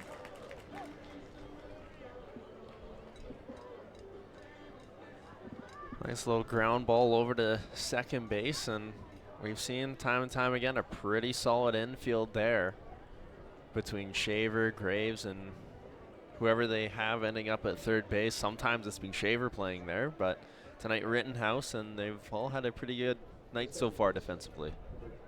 Well, Shaver's had to make plays on 5 different plays. He's had to he's been pretty busy. From my count. So this will bring up Cardell Dick, 2 for 2 so far on the night.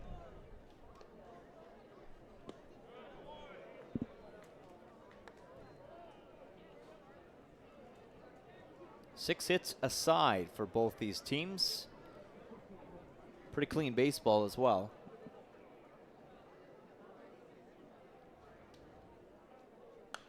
That is fouled into the screen. 1-2. You know what? I got to give it credit to these fans. They come out here, and not the warmest night, all bundled up under some blankets, and they're just hanging in there, watching some terrific WCBL action on a Tuesday night, and that ball getting away. Yeah, lots of blankets out, jackets out. Maybe not quite reaching back in the closet for those winter jackets, but it's also not too far off if you're trying to stay warm here at Gulls Field. It's just one of those. Some nice hoodies and nice merch, though, I have to say, from the Gulls. It's 100%. You're looking good out in the stands tonight, fans. Yeah, the Gulls have done a really good job with their merch line, and I think if you're the Sylvan Lake fans, you're like, when the heck are we going to get a nice summer night here at the ballpark? Like, it has not been necessarily the kindest to our fan base to start the season. It's been kind of like last year, right? Yeah. We didn't really get summer till August, September. Yeah, I know. It's been an unfortunate start and an unfortunate walk given up there to Cardell Dick for Mahler, but I'm sure the Lethbridge Bulls are happy with that. Got now a base runner in play. And I'll bring up Josh Milton, the left fielder, who made the catch to retire the 5th inning. The left fielder, number 21, Josh Milton.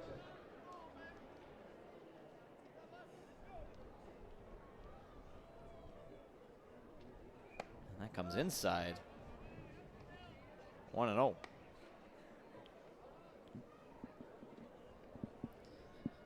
Noah McNeil on deck right now as well.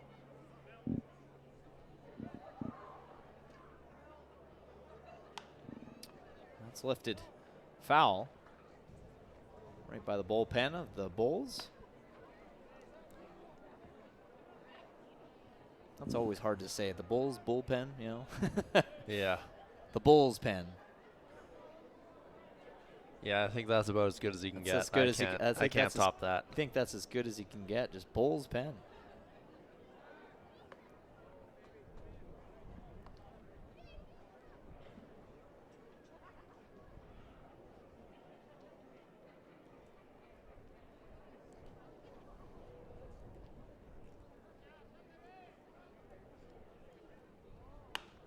This is grounded to Shaver. Flips it over, trying to turn the double play, and they do it. Wow. Great play by Shaver to find Graves, and then, of course, that man, Coleman Perry, on his bag waiting for the throw. Sylvan Lake Gulls do a good job to get out of that inning. A 3-up, 3-down inning is what it turns out to be, thanks to this gorgeous play and field work by, guess who, the second baseman, Maddox Shaver, and Tyler Graves with the Perry connection.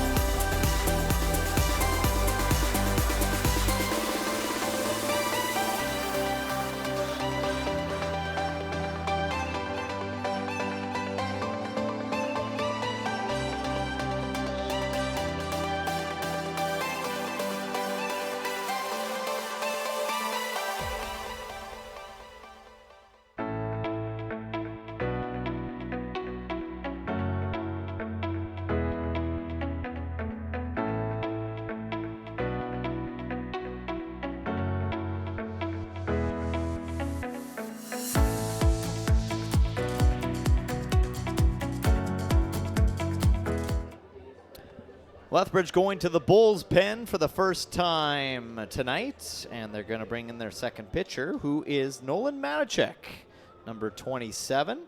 Kind of got roughed up in his last appearance, going 1 1/3, giving up 8 hits and 7 runs. Yeah. Well, like I said, I think a lot of the pitchers, they kind of get a bad rep early on in the season. Their numbers might not be showing greatly because it's like, your first appearance with a new team or a team, summer ball, you're just trying to get your feet wet. So we've noticed that more and more times pitchers come in, they finally settle in, and they usually always can kind of rally another night where it's like, it's a different night, different start. This is, and I'm sure that's exactly what Matichek's hoping for, obviously, to help improve his numbers as well. One bad outing doesn't mean that's what you are as a pitcher exactly. either. 100%. He's from New Mexico, and he's a long ways from home. So he'll face Reese Sherman to lead things off here. Sherman was reached on base to a ball hitting.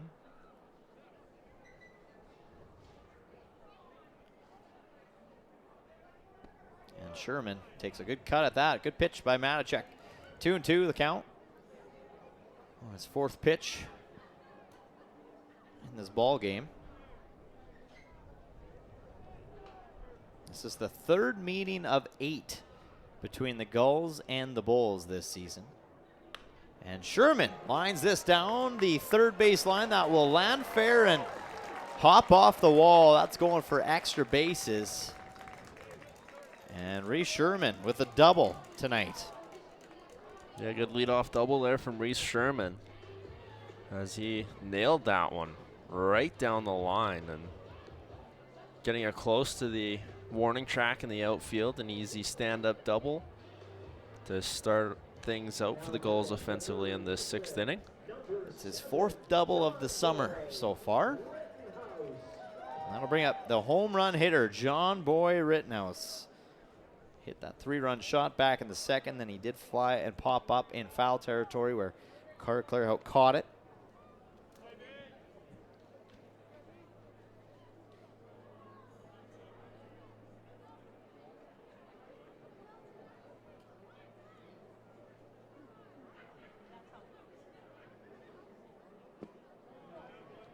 But yeah, efficient night for both these teams as Lethbridge has got a pretty solid 5 innings of work from Caden Willard.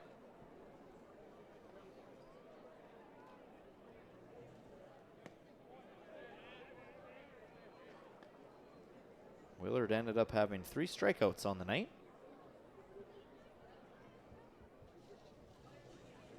And a number of pop-ups as well.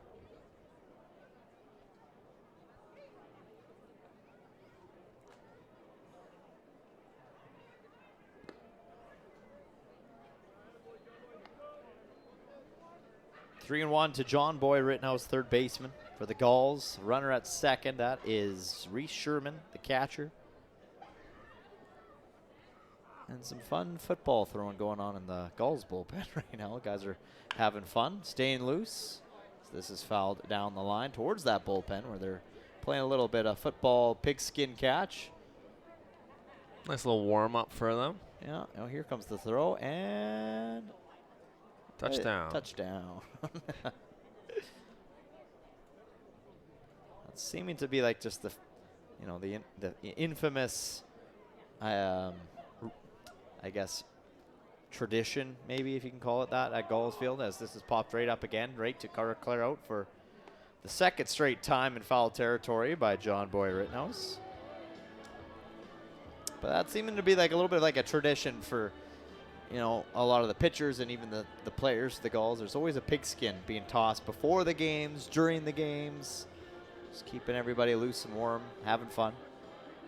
Keeps that throwing motion, especially for pitchers in action, and keep them a little bit loose so they can get warmed up fairly quickly if they need to come into the game. But you also see it in the major leagues as well. Pitchers warming up that way too, whether that's just, the kind of having fun side of baseball as well. Well, you got to wonder if, they were to do a different sport and they were to do it well, probably quarterbacks got to be in there because those guys can really throw the pigskin around. Like, Yeah. And it's got like always a perfect spiral from some of these guys too. It's impressive.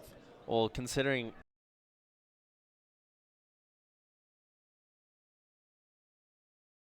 quarterback. Absolutely, but like to have that spin, Yes. that's like that it's like obviously pitcher's going to have a little bit more of like the technique and that down because they put spin on Yes, baseballs they're all the used time. to using their fingers like Exactly. that to get the spin, So get roll. They can really put a good spiral on that ball. Elijah Hamill 1-1 now. So for 2 in his return as a Sylvan Lake Gull. The switch hitter. Been batting left for most of it because he's been facing a lot of so far 2 right-handed pitchers in a row. But that ball getting past the catcher in Caleb Eager, so that will bring the runner from second over to third. So Sylvan Lake, it's the closest they've been to scoring or another run since that second inning.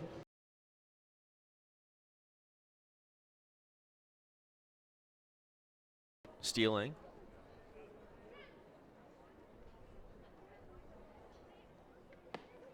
Good cut there by Hamill. Infield's crept in a little bit too. Yep. Just in case they've got an out to play with, only 1 away.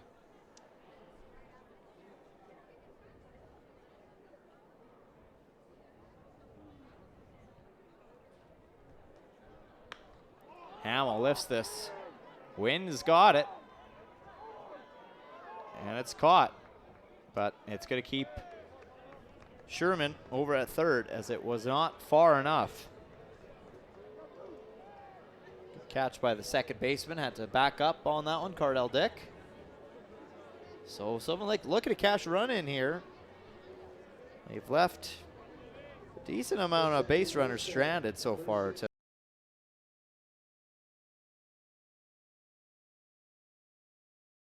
Up with runners in scoring position, runners at third. Very threatening situation. 7 runners have been stranded so far tonight. But that does bring up Maddox Shaver, who is somebody you want at the plate right now, maybe facing a 2-out count. And a runner over at third to maybe drive in a run before this inning's over.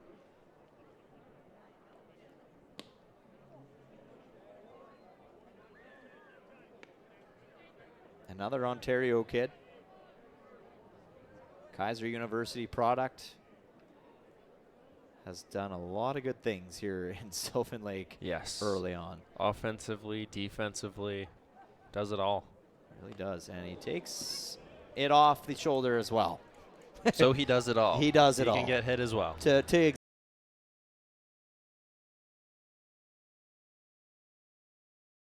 A warrior, if you will. That one off the elbow pad. Thank goodness for the padding there. That would hurt. So runners on the corner.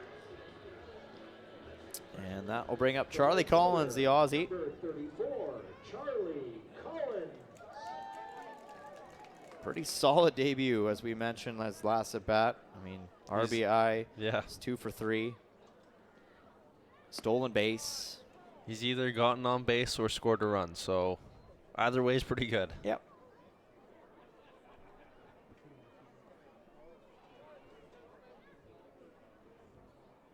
And he was also kind of mentioning when I was talking to Cooper Siselski about being a little nervous. Yeah, he said I was a little nervous as well. And they're sending the runner, and there got him.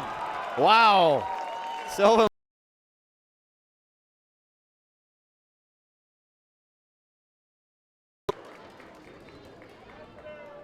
That was near perfect. Yep. And I mean, I think Shaver didn't want to get that close to second before the throw came down. But he did it just so perfectly that, yeah, it kind of took the attention away from the throw. And then the throw came to home and wasn't even close. And that allowed Shaver to get all the way over to third. And there was never a doubt from the catcher to even look at third. Like, almost forgot that there was a runner there. Which, if you're confident in your ability to throw him out, then why not? Yeah, well, Collins does strike out, but not before the Gulls end up finally cashing in another run in this 6th inning to now go up 6-1 with some just smart heads-up base running. And a little bit of some help from a missed throw home. Scores a run. Gulls up 6-1.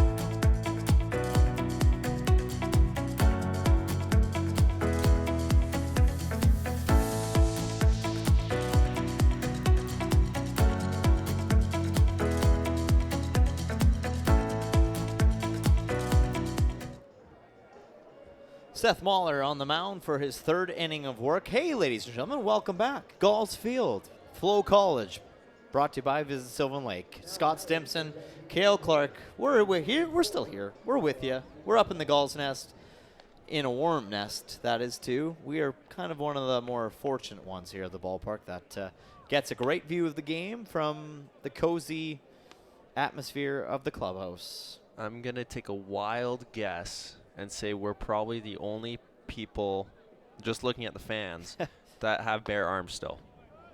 Yeah. Yeah, that would make sense. Helps being protected from the wind. Yeah. Helps being in a nice little cubicle. Sweater, jacket, shorts, jacket. Though. That guy's got shorts. Yeah. Give him credit for showing off the legs. They have that on us. We got pants on up here. Yeah, we're not wearing the shorts, so good for them. Any other short takers out there? No. Doesn't look like it. Yeah, but you know, everybody's hanging out, having fun at the ballpark. Good buzz. If you're a baseball fan, any night at the ballpark's a good night. Exactly, right. And you know, even at the ballpark when a ball game's not being played, well, that's also a good time because the summer send-off, always a good time in August. We'll talk about that in a little bit coming up.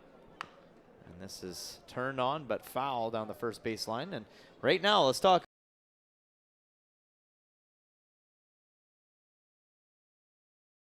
So many great acts that have been through Sylvan Lake. This is now the third one that they are doing. Last year was Josh Ross.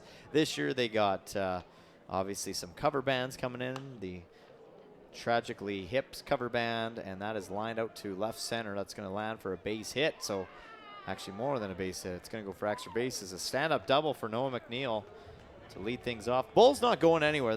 They may be down 5 runs, but they're not going anywhere just yet. That's for sure. Still a decent amount of baseball to be played. Good hit there.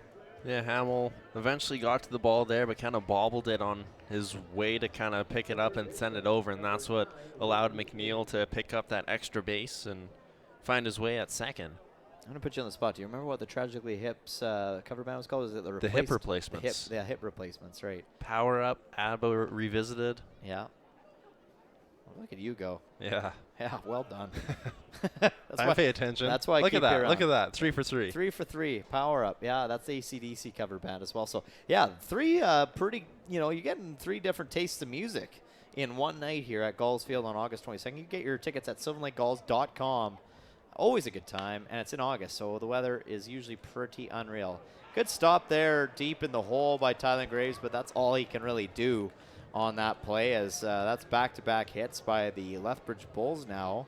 Looking to put some things together here. That's a long way to throw when you're on the grass in the outfield, playing shortstop and also sliding away to get a hold of that ball. So probably a good call to there to just eat that one and let the runner just stay on first and second instead of risking a throw and throwing it away. And first mound visit of the night from Matt Hape here to just kind of slow things down as first two hits first two batters find the holes, find the gaps, and now are pressing a little bit here for the Bulls. And there is a warm-up going on in the Gulls bullpen. That is number 25 in Braden Stewart, who throws heat. He's going to warm this place up pretty quickly if he comes into this game. And when we saw him, this is the kind of situation he wants to come into. Yeah. May as well put one more runner on third, maybe, get him loaded, and let then him he'll just take have care 3 of business. strikeouts. Yeah, let him take care of business. Strike out the side. Why not? So a good little meeting on the mound. See what happens here and see if that is exactly what Seth Mahler needed.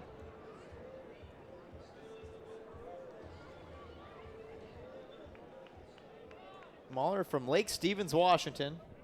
Goes to Whitworth University. So Jack Wheatley, his brother over at first.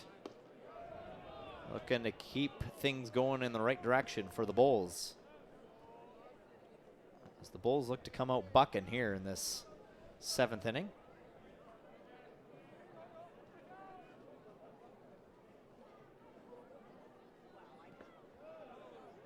It's that time of year, rodeo season. It is rodeo season, absolutely. I got the Calgary Stampede, but before the Calgary Stampede, how about the Ponoka Stampede? That comes up here pretty quick, I believe. Is that not usually, it's usually around Canada Day? No, that's Canada Day long weekend. End of June, right before Calgary Stampede. Right. That's inside. So 3-0 count to Wheatley.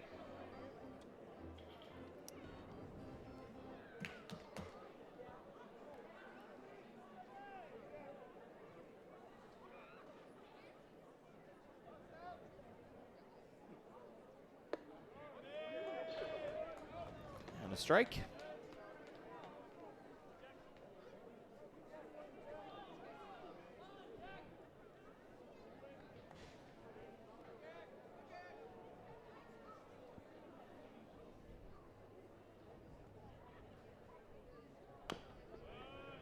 That's fouled off. Now full count to Jack Wheatley. All of a sudden, you're right back in it for Seth Mahler. This is the first guy that he faced when he came into the game, so looking to take care of business a second time.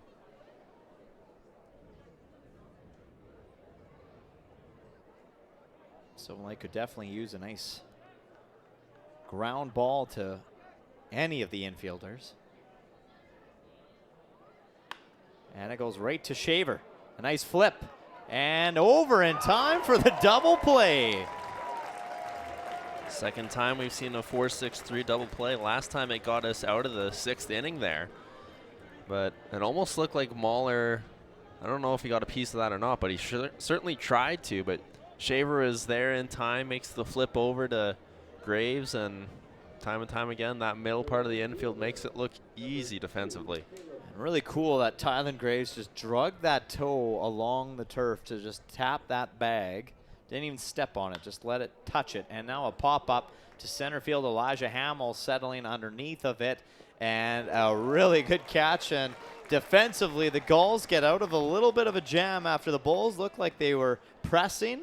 They found a way to tame the Bull, and they'll come to the bats in the bottom half of the 7th. When we come back, it's still Gulls 6-1.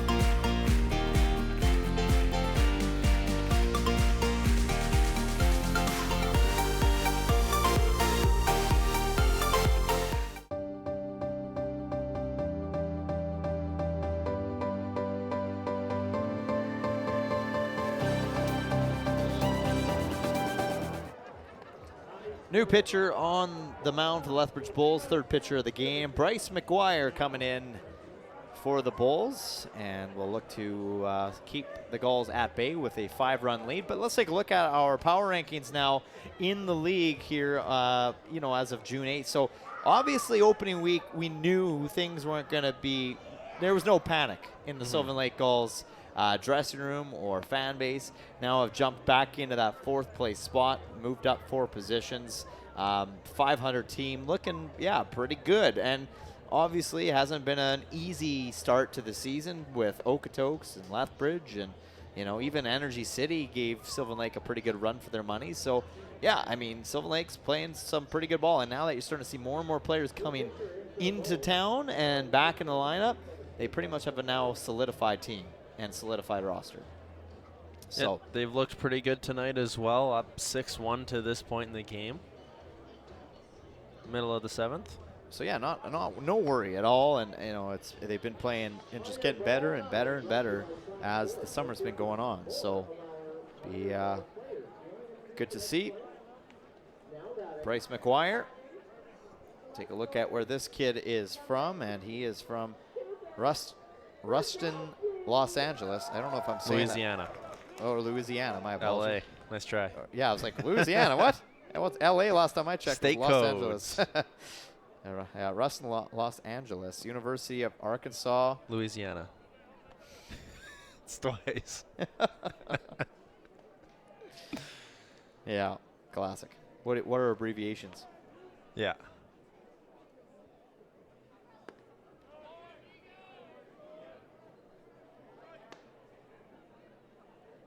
Two 2-0 as he's facing Cooper Sazelski.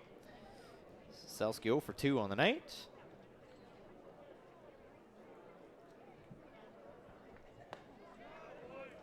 2-1.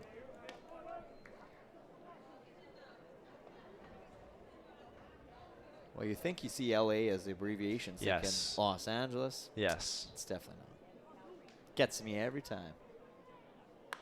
Sazelski lifts this past the bullpen. I thought Louisiana was like an L-O or L-I. Nope. That is, yes. That's how you, our Calvin in our ears from Green Onion Media in the truck, he's like, that's how you can tell we are not American. Very much Canadian.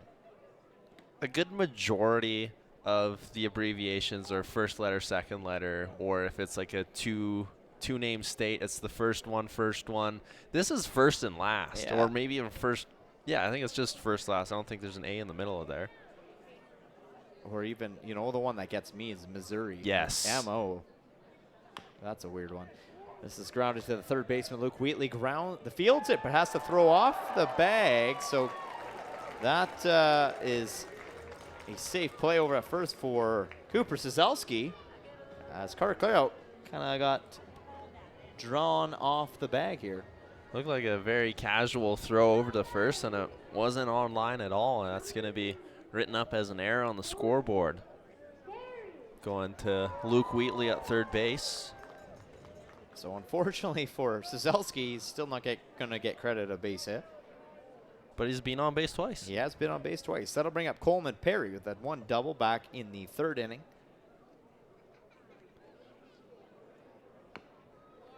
And that just goes foul off the end of the bat. And you see the catcher with a little bit of humor, Caleb Baker, like, come on, get back in. Go in fair. You're supposed to stay over there. Who said baseball players don't have personalities on them, huh? Yeah.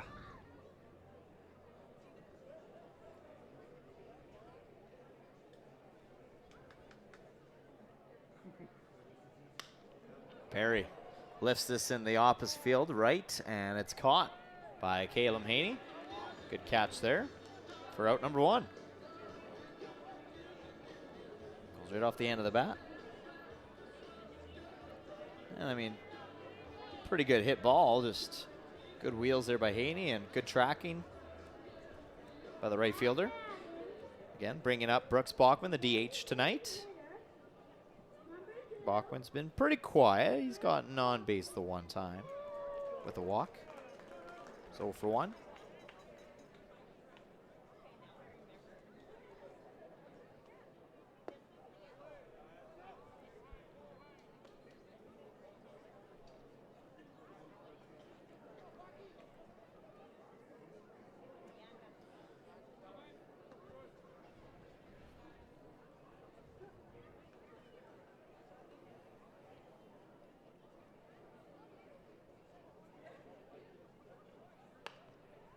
Bachman fouls this the other way, over towards the left side of the field. So Lethbridge Bulls will get set to take on, after this series, the Fort McMurray Giants for 4 games, all up in Fort Mac. Tomorrow night. Good old road trip up north. Thursday, Friday, Saturday. And Sylvan Lake's scheduled game is supposed to be taking on Energy City for tomorrow. And then Sylvan Lake will get set for a good series against the Brooks Bombers, a 4-game series against the Bombers. Yeah, 2 on the road, 2 at home. Good little home and home kind of series action. Yeah, 2 and 2. Love it. Going to be a busy one here at Gulls Field next week. I think I counted 7 games in 9 nights, and they throw down a first, but Cooper Zazelski gets back at time. Let's take a look at the Gulls schedule while we're talking about it. Yeah, I mean, Brooks will be here this weekend, Saturday and Sunday. Sunday is Sully's birthday. It's a matinee game on June 14th at 2 o'clock. And then, yeah, then they take on the Fort Mac Giants for a pair. And then they go to Brooks again. So, yeah, it's going to be a busy week here for the Gulls coming up at Gulls Field. Bachman goes down swinging for his 2nd strikeout of the night. 2nd out of the inning. So Lethbridge continues to keep themselves within striking distance here. Bachman kind of golfing at that one. We saw the Gulls get a strikeout that way before, and this time it's Bachman falling victim to it. Now, on that schedule that Calvin just recently showed up, it did show 2 games in Brooks next week. And that 2nd away game is technically a game here at Gulls Field. Technically. It is. It is. It just is. It is. I mean, it's an away game, scheduled as an away game, but it will be here at Gulls Field. So, just so you know, ladies and gentlemen. And that is on June 19th, the Friday. Now there's throw down to first, keeping Zazelski in check. Tyler Graves at the dish. Zazelski not shying away from getting a decent lead off over at first either.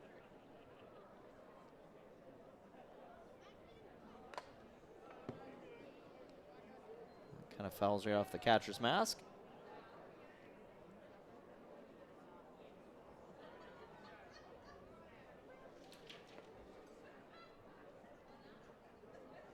So far, just 2 errors in this ball game, both to the Lethbridge Bulls.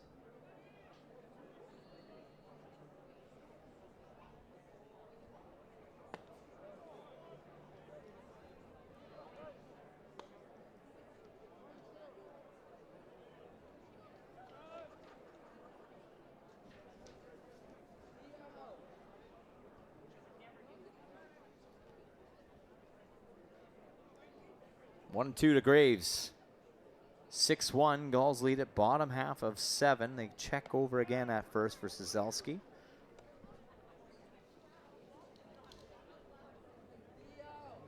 They're either very concerned about him over on first, or they think they have a shot at him. One of the two. Your guess.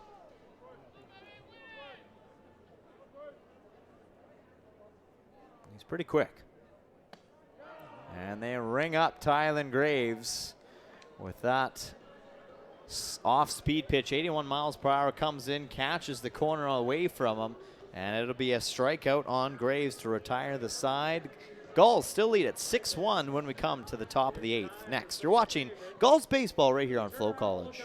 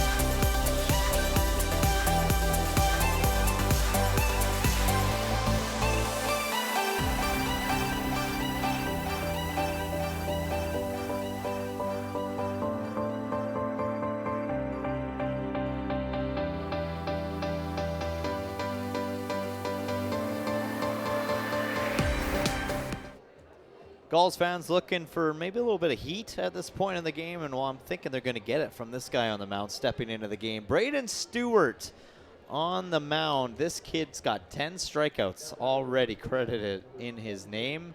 He's given up just the one run, a 1.59 ERA to start the season. And, yeah, Cara Clairhout is started with a first pitch swing pretty much on everything. And for the first time, Clairhout couldn't even hit it because it came down the line at 94 miles per hour on the gun.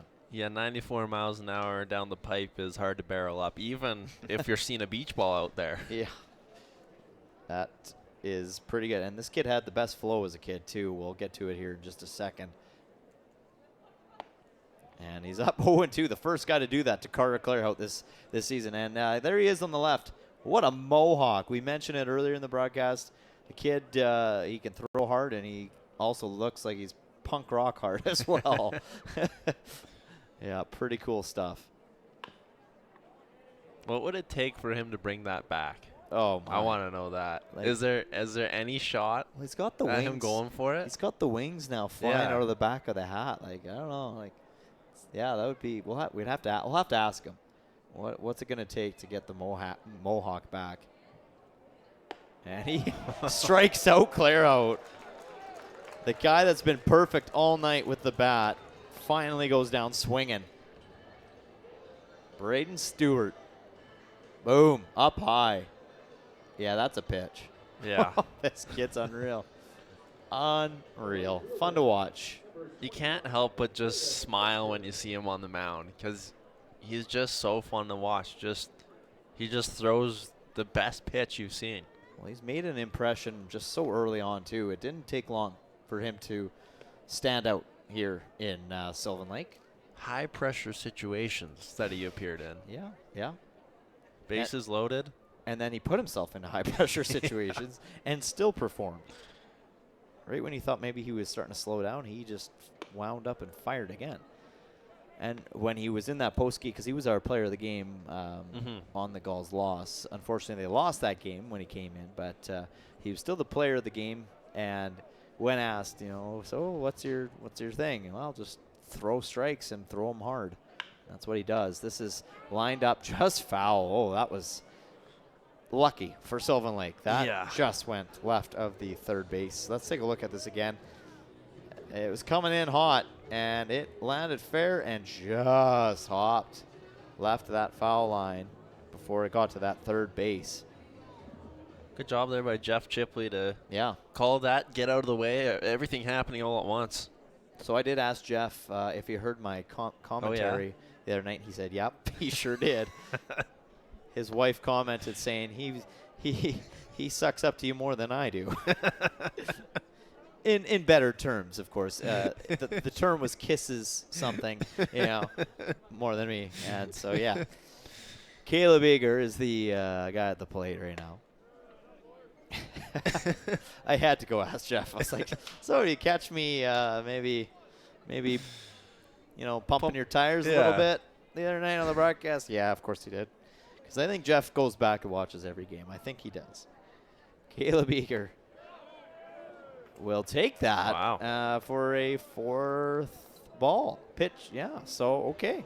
I think even Reese Sherman thought he had that as a strike. But it's a walk. Let's take a look at this pitch again. This is close, that's for sure. And when the pitch is coming this fast, I don't blame Don Buscus having a tough time finding that. Yeah, that was close. Maybe a little bit on the its way outside. back towards the plate. That's an interesting pitch he has in his arsenal. Absolutely, and it's coming in very fast. But I think Don Buscus made the right call. Yeah. And another 92 mile per hour. What's the scouting report on this guy? He throws fast. Yep. Lee Matsuzaki, 0 for 3 on the night.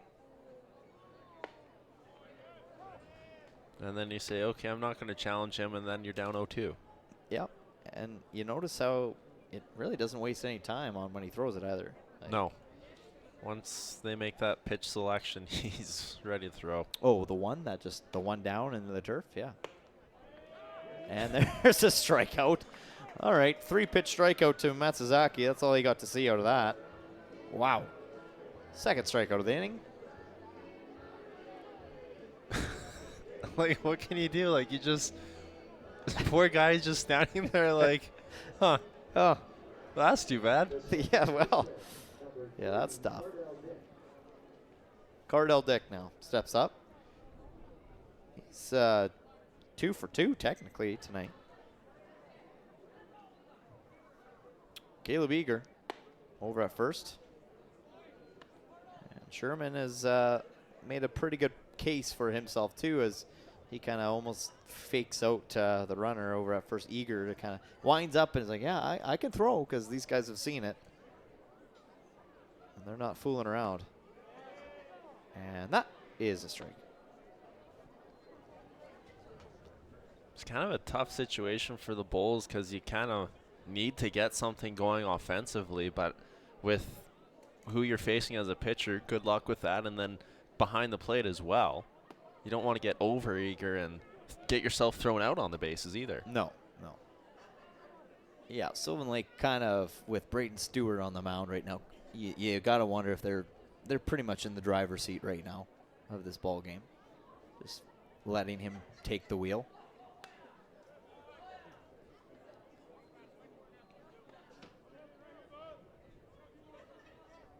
Yeah, they got an ace in this kid on the mound. They got a closer for 2026 season that they can turn to when they need it the most. You'll be definitely looking at this guy in the playoffs as long as things go well. That, you know, in the big games, especially when you're going to need somebody to come in and close in a very important game. Yeah, this is probably who you're going to throw. Or if you just need to get yourself out of a jam. Yeah, exactly. And surprisingly, he has walked 2 batters. Just missing that one a little bit up high. So Cardell Dick takes the first base as well. So 2 base runners on for Josh Milton. It's either he throws strikes or it's a bit of a duel in there. Yep. He's had pretty much strikeout, walk, strikeout, walk. Probably hearing us, and we're probably getting into his head right now. Maybe not. Who's to say? 94 miles per hour. 2 away on the Lethbridge Bulls. 6-1 Gulls lead at top of 8. Sylvan Lake, Alberta, Canada. Just a little bit of mist in the I was just going to say, we're starting to see. I thought I saw it earlier as well, but I also just figured maybe that's bugs by the lights. No, that's not. No, it's starting to rain, and maybe that's what's kind of maybe creating a little bit of problems on that ball for Brayden Stewart. There are a couple umbrellas out as well, so that should have been a tip-off. A lot more hoods up. I just noticed it too, though, to be honest with you. I didn't even pay attention until just now. And this is hit into play in right field, but settling underneath of it is the newcomer, Charlie Collins. So if he can't do it himself, he's going to at least get a little bit of help from his outfield in Charlie Collins. But for the most part, this guy just takes care of business. Strikeout 1, strikeout 2, bottom of 8. Next, Gulls baseball.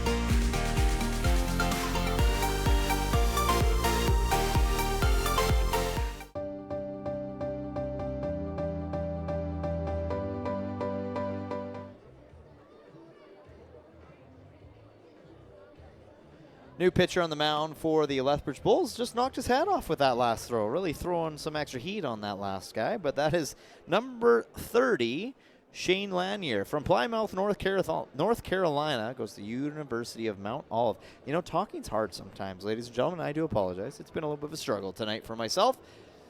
But Sylvan Lake Gulls, bottom of 8, up by 5, looking for maybe a little bit more insurance. Rain's starting to come down, so that could make things interesting to end this game right now.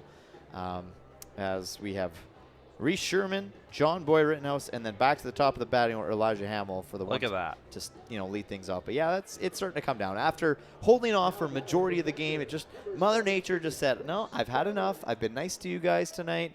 It's time to start raining, and we're not going to hold off any longer. So unfortunately for the fans, and the players and the umpires and the coaches, the rain just had to come a little bit to put a little bit of a damper on things.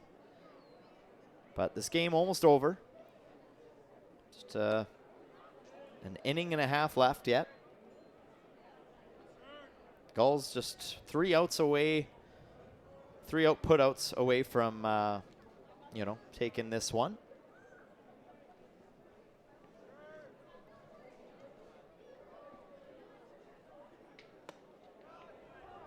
That's 1-2 to Sherman. Stick around. We'll have a post-game show right here on Gulls Baseball on FloCollege with Scott Stimson, myself. We'll break down this game, and we'll kind of set you up for what to expect down the road here this week.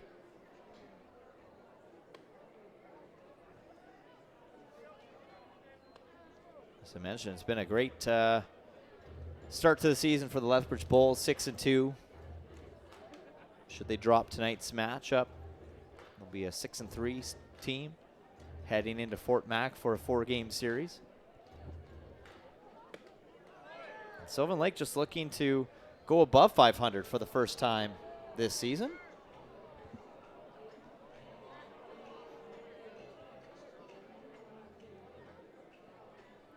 Strikeout there on Sherman. Yeah, big cut there, but not able to get his timing linked up. So move down to the bottom of the order, John Boy Rittenhouse. And he had that big homer back in the second inning, the 3-run shot that really kind of helped things kind of go in the right direction for Sylvan Lake. Kind of started to take the game in control. Yeah, that's where they took the lead and never looked back. They tied it up right away in the first inning, and then, like you said, that 3-run shot, they got one more after that. And it's definitely slippery out there because Rittenhouse looked at his bat just the previous pitch and looked at how slippery it was. So the 0-2. He gets a good cut on that one. Fouls it off. Stay alive. Foul ball is brought to you by Clearview Glass.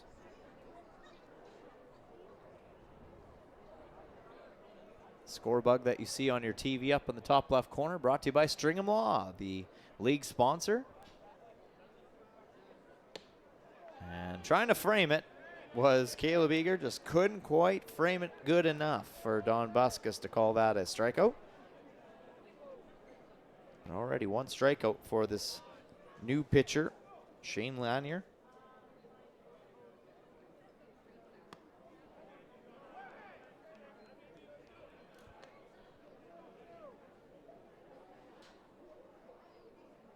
Even though it's raining, you still see the bullpen staying active with the football.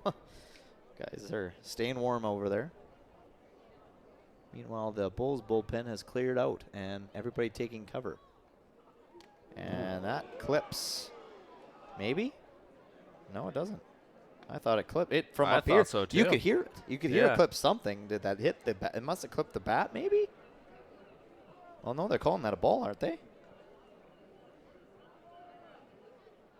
Or did that clip Don Buskus? That might have. Maybe that's what we heard. Definitely sound like it hit someone. It hit something, but we thought it was Rittenhouse, but maybe it was Buskus. Anyways, Rittenhouse lifts this and pops it up right field. And a pretty easy catch made there by Caleb Haney. So out number 2. Elijah Hamill will look to keep the inning going. Back to the top of the batting order. Still looking for his first hit of the season. He got on base in the second via the walk and eventually scored. Number 14, Elijah Hamill.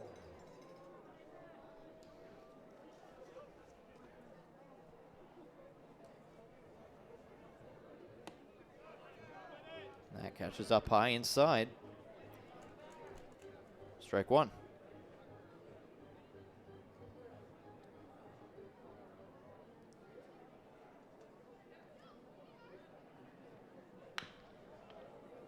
And Hamill grounds this to Carden Dick, and he makes the throw over in time to Claire Hout. And just like that, it is a 3-up, 3-down inning, exactly what Lethbridge needed to stay alive in this game. Down 5 runs, they'll come to the bats at the top of 9 next.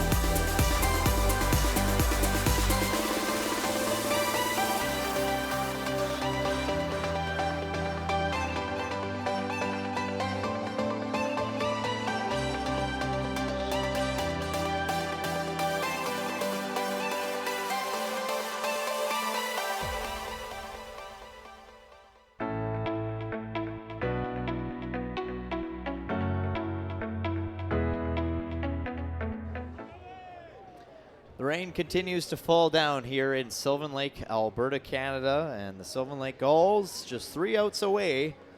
Should they hang on to the 5-run lead?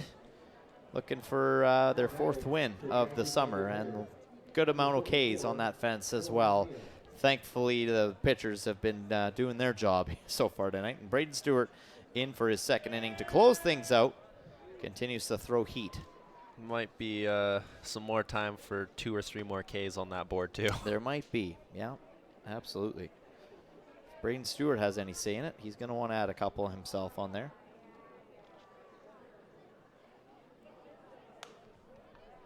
This is hit up high, foul territory, left field, and Rittenhouse just can't quite get there in time as that drifts away from everybody. It's a long ways for them to go, whether you're left field or third base there.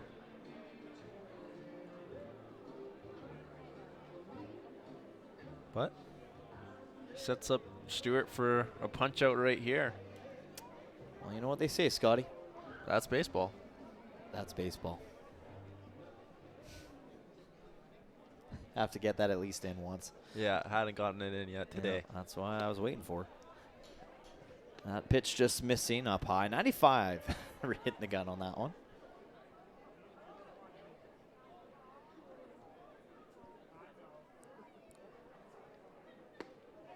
There it is.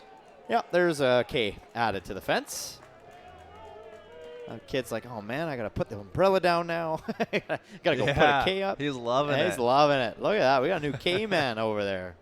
I love that. That's good stuff there. As you look at him, yeah, he's going over, hanging up another K on the fence. He had it raised over his head, pumping it up. Absolutely. Why not? It's a big job over there. Glove is really snapping now. It's popping the glove tonight. Stewart's like, let's get out of here. Not just missing up high. Luke Wheatley and then Jack Wheatley, the Wheatley brothers, will have the fate resting in their bats to keep things going for Lethbridge. And check swing's not going to matter. It's a called strike.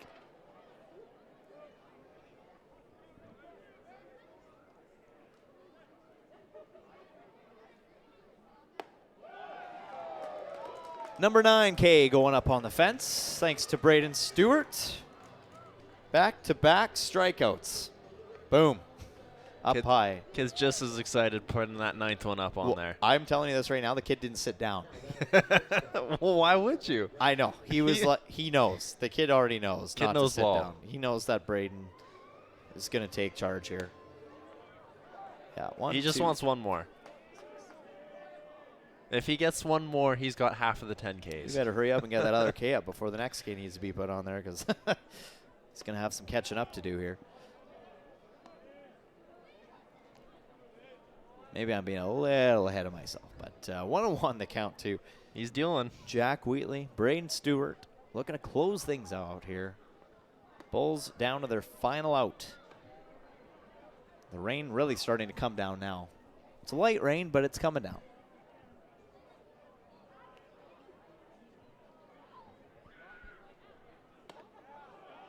And that misses. Somehow these fans, there's a lot of them dedicated. You know, when I'm up here, I'm seeing it come down like that. It really does surprise me how many fans just sit in the rain. Like it's impressive. Yeah. Like I'm kind of a baby. I would kind of be sheltering under the concourse. Sheltering for sure. Yeah. Yeah. Like this one guy, and Jeff Falls, he's a dedicated fan. He's a season ticket holder. He's not wearing any umbrella, no rain clothes, nothing. He's just sitting out there. And there's a strikeout. A strikeout to strike out the side for Mr. Braden Stewart. Ending this game, Sylvan Lake defeats the Bulls 6-1. Wow. Yeah, if you ever wanted to go home, he's your guy. He is your nice guy. Little celebration in the outfield. The Gulls are flying out there, flapping their wings. Seen a couple fun sellies the last couple wins. Absolutely, and Cooper Cisalski in his return back to Sylvan Lake gets win number 1 for himself. Same with Elijah Hamill, reunited as teammates yet again here in Central Alberta, Canada. What a game. Sylvan Lake finally, for the first time this season, goes above 500. Now 4-3 against, on the season against the West Division, and moving into, up the standings a little bit more. So Sylvan Lake, nice 6-1 dominant win over the Bulls. Lethbridge continues to struggle. When they lose games, they lose by, well, a little bit of a landslide. Not nearly as big of a landslide as it was on Sunday. Make it 48-2 now in 3 losses. 48-2. When this game started, they went up 1-0. I either went, this is going to be a Lethbridge win, or this is their only run of the game, and it was their only run of the game. Yeah, they got the run out of the way early, and Sylvan Lake just continues to impress and continues to heat up as the summer goes on. Let's hand things down to our hottest player this summer so far, Maddox Shaver. Ladies and gentlemen, here's the player of the game presentation behind home plate. Here's Jared Waldo. Yeah, thank you very much, Joe. Joining me down here, your EG Auctions player of the game, number 16, Maddox Shaver. Great game, big win by your ball club today. Just talk about the game tonight. It was pretty awesome. The boys did really well. Came out swinging right out of the gate. So yeah, I can't complain. It seems like the last few games, the bats have really started to come alive. Yours has been pretty consistent all season. Pitching was great tonight as well. Just seems like we're finding that groove with this Gulls team right now. Yeah, you're definitely right. The boys have been swinging it really well, and I think it's just because we all like each other and we all have each other's backs. You always see that as the season gets on and guys start to get to know each other a little bit better, a little bit more bonding and opportunities. Do you feel like this team is really starting to come together now? Yeah, definitely. Like a win like this today and the one before, you can't really complain. Well, we appreciate your efforts tonight. Great game, and let's do it again on Saturday. Yes, sir. Thank you. All right, your EG Auctions player of the game, Maddox Shaver, with a home run tonight. Sylvan Lake now 5-4. I want to correct myself right now. I clearly missed a game or two in there. Now 5-4 on the season. The standings just slowly creeping up to catch Okotoks and Lethbridge in the top of that West Division. Now Lethbridge dropping 6-3, now tied with Okotoks, depending on how Okotoks did in their games. They might have had a game tonight. I can't quite remember. But regardless, the standings are getting a little closer in the West Division, and just rightfully so. I mean, there was talk a little bit out there that Sylvan Lake is like, well, a little bit off to a weird rocky start, maybe slow, but it's early, and you can never judge things too soon before everybody gets back to Sylvan Lake. But tonight, for the first time, we finally are starting to see, like I said, a solidified roster with Sazelski back, Hamill back, and some other key pieces. Yeah, they looked really good tonight. It started off maybe not quite shaky, but giving up a couple hits right away. Run cash is in for Lethbridge, but they bounce right back. They get one right away in that first inning, and then they go up, get 4 more in the second inning, and they never looked back. They tack on an insurance run later in the game, and essentially it was a wire-to-wire win for the Gulls, so that's exactly what you want to see. We've seen them win pretty much every way possible. Maddox Shaver coming into this game hitting over 500, and he just continues to roll along, as does this Sylvan Lake Gulls team, as Maddox Shaver, your player of the game because of that. A big homer hit out of the park. He goes 2 for 3 on the night, and then to follow him up, why not get another home run by John Boyd Rittenhouse to really solidify this win as well. And then, of course, you get some strikeouts, some really good pitching. Snapman playing a little bit of games with the runner in this game as well. But, some double plays, too, defensively by Rittenhouse and Shaver and Graves. And, all these guys are just starting to really find that chemistry as they head now